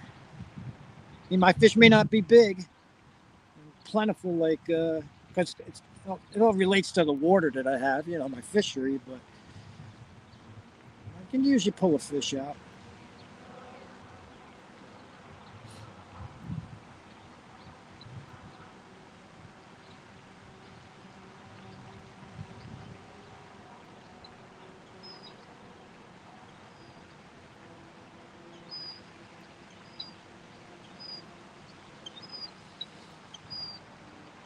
Okay, just repeat this. Just repeat this. Okay. All right, that's good. That'll work.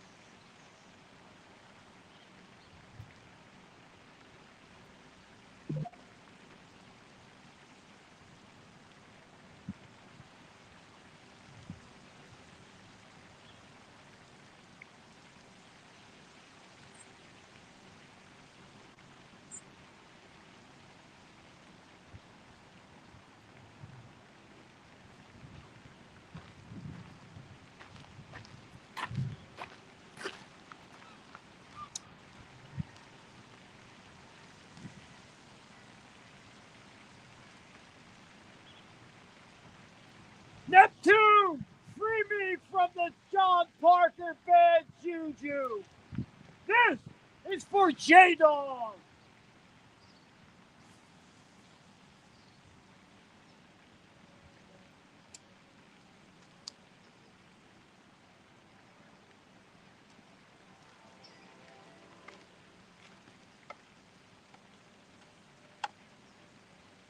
Just in case. Here, fishy, fishy, fishy, fishy.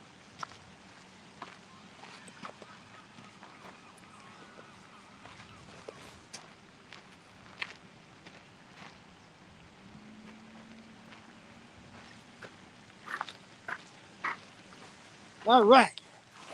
I am pretty positive that within minutes I'll be free of this John Parker bad juju.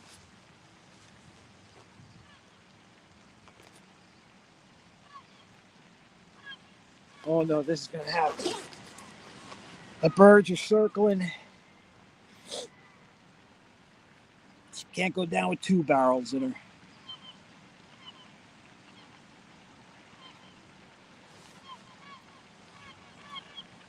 Look at that. The birds are all stirred up.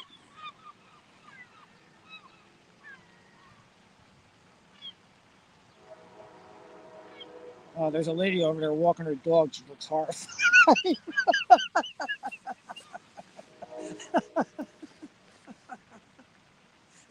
I don't think she's gonna come walking this way.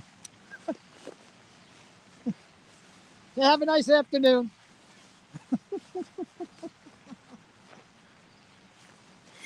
I gotta get locked up.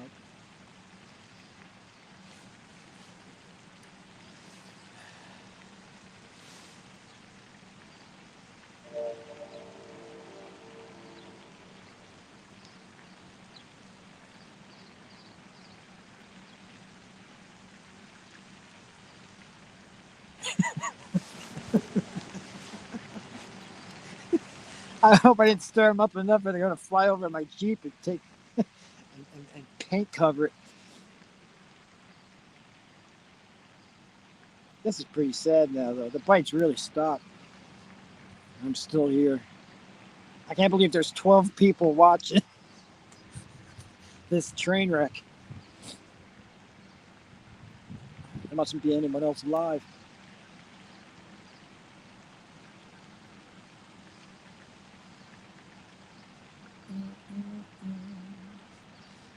Maybe we're at 3:45 in the live. 15 more minutes. I'll shut it down and end this misery.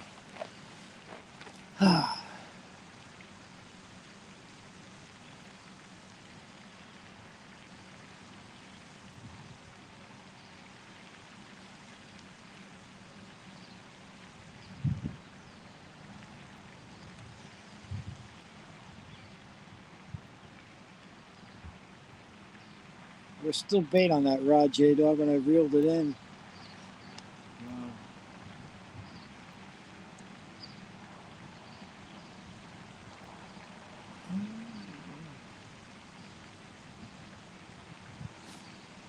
But at least I know I can catch fish if John Parker's sleeping. That we established this morning, so we'll be all right. Just got to make sure I get my fishing in the morning before he wakes up.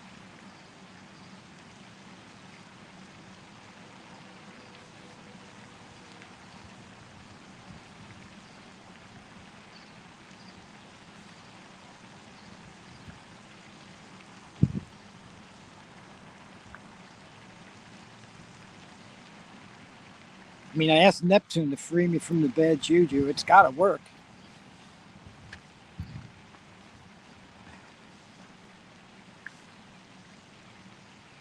It's got to.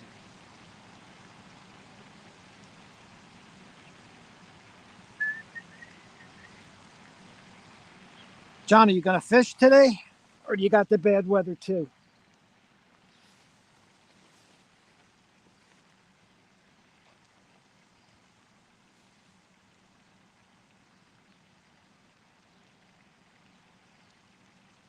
Is anyone going to fish today? I'm going to need a live to watch in about 15 minutes.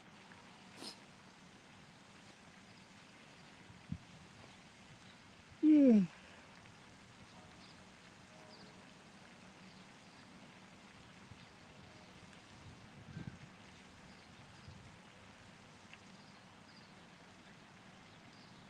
I got you.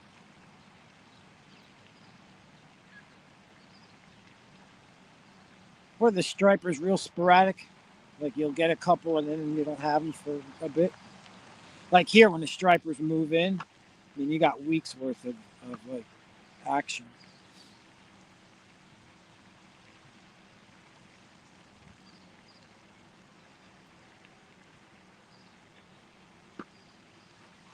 Our striper run's probably just about, it's just starting.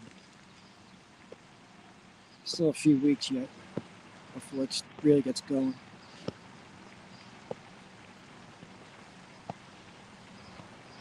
I haven't fished for them in a few years though.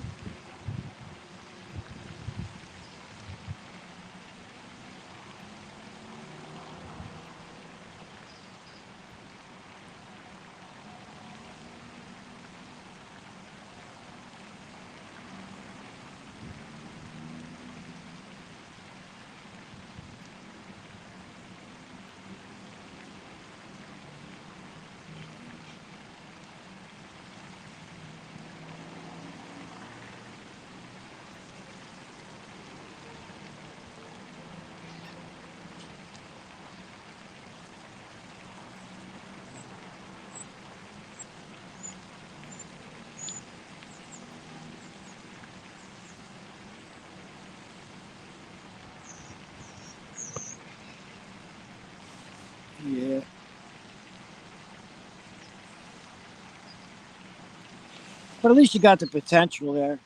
You know, I mean, I've seen you get nice flatheads there and blue, and you know, you have the potential.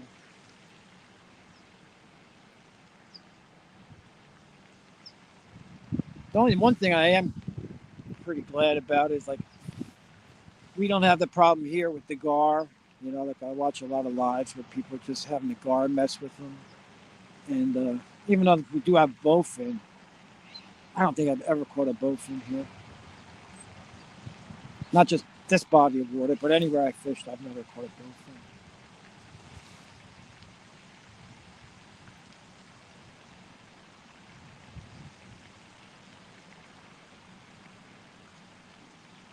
Yeah, well, that's what it is. You know, it's the love of fishing. Just knowing there's a chance. That's all you need.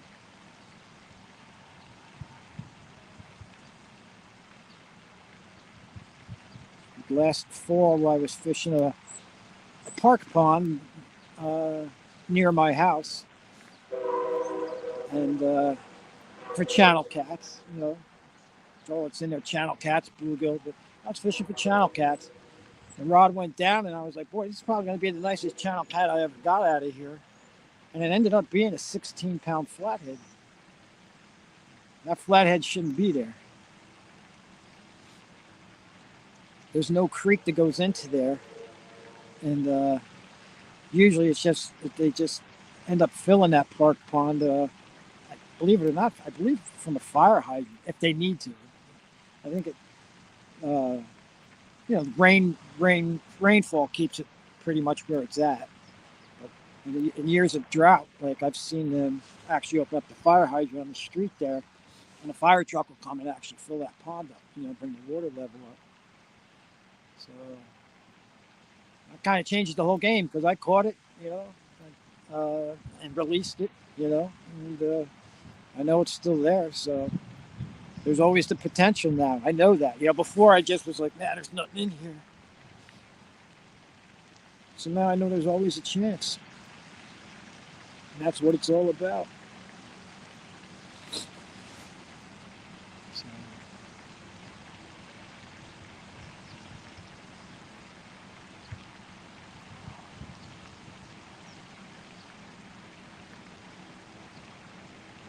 I don't know if J Dog's still listening, but maybe I was standing on the wrong rock. There's a bunch of them around here. I might have to try a couple different rocks as the weeks progress. Hey, Catchfish, what else? What's going on?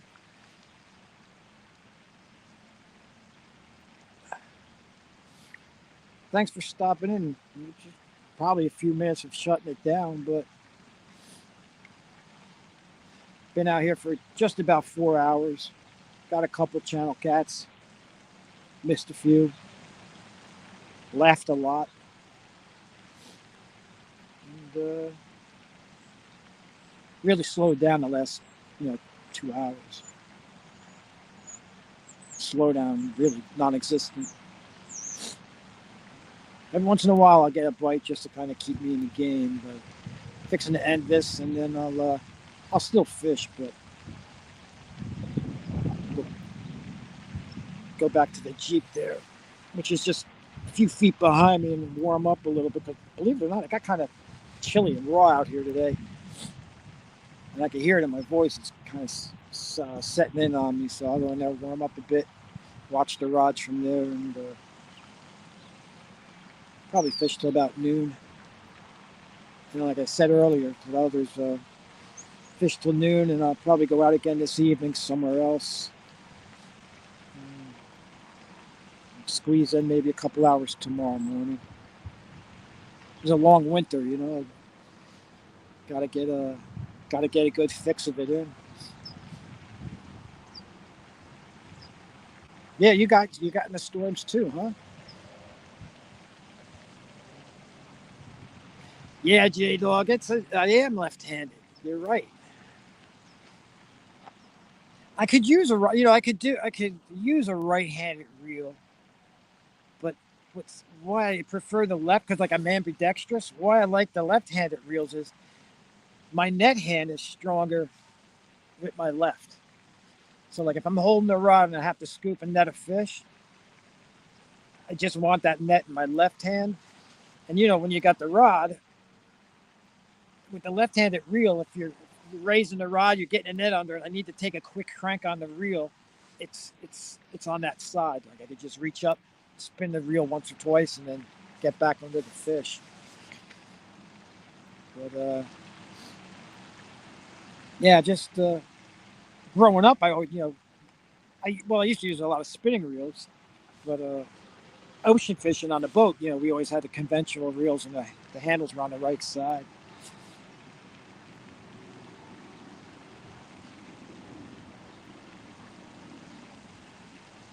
Now I feel like a redheaded stepchild now that I think about that. Could it be I'm blaming John Parker? All it really is just a southpaw jinx? I don't know.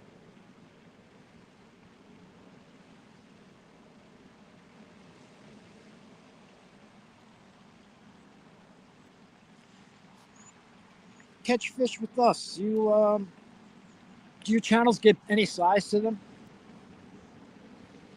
Like I know, like where like Benoit, Gabby and Allison are, man, they get big channels. I mean, anything over 10 here is is like kind of an eye opener, you know. But on that average is basically like what I caught earlier, 3 to 6 pounds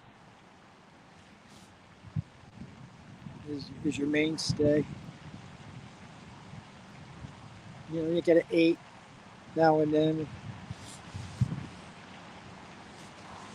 If you fish some of our bigger river, for lack of, I mean, it's not the Mississippi size river, but the Delaware River. Yeah, some of our rivers have some bigger channels in them, but they don't get into the 20s and 30s. Our state record channel is actually, I think, 33 pounds. That was caught in 1978 out of Lake Hopatcong.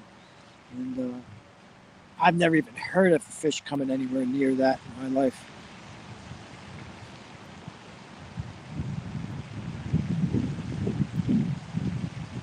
Yeah, see, I couldn't imagine a 28-pound channel.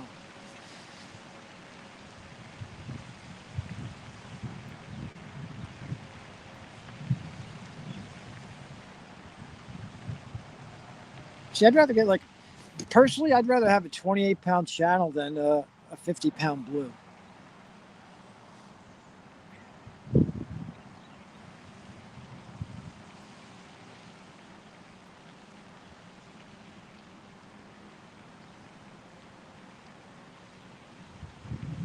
Over 20. I can't even imagine that.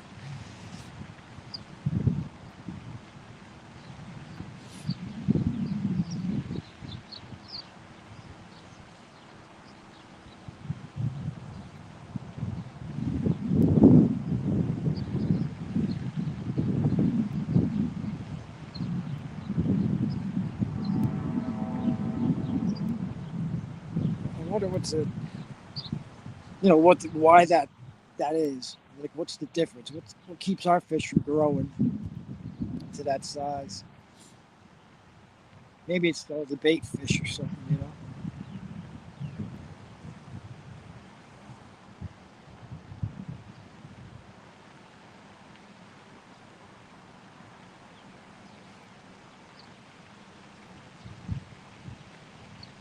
Yeah, you're right.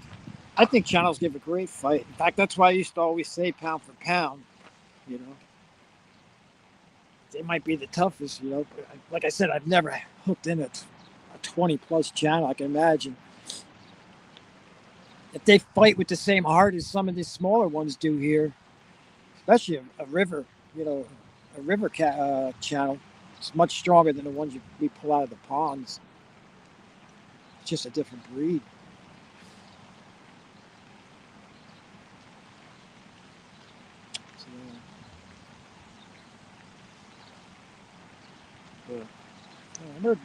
We're 3 hours and 59 minutes and 30 seconds into this.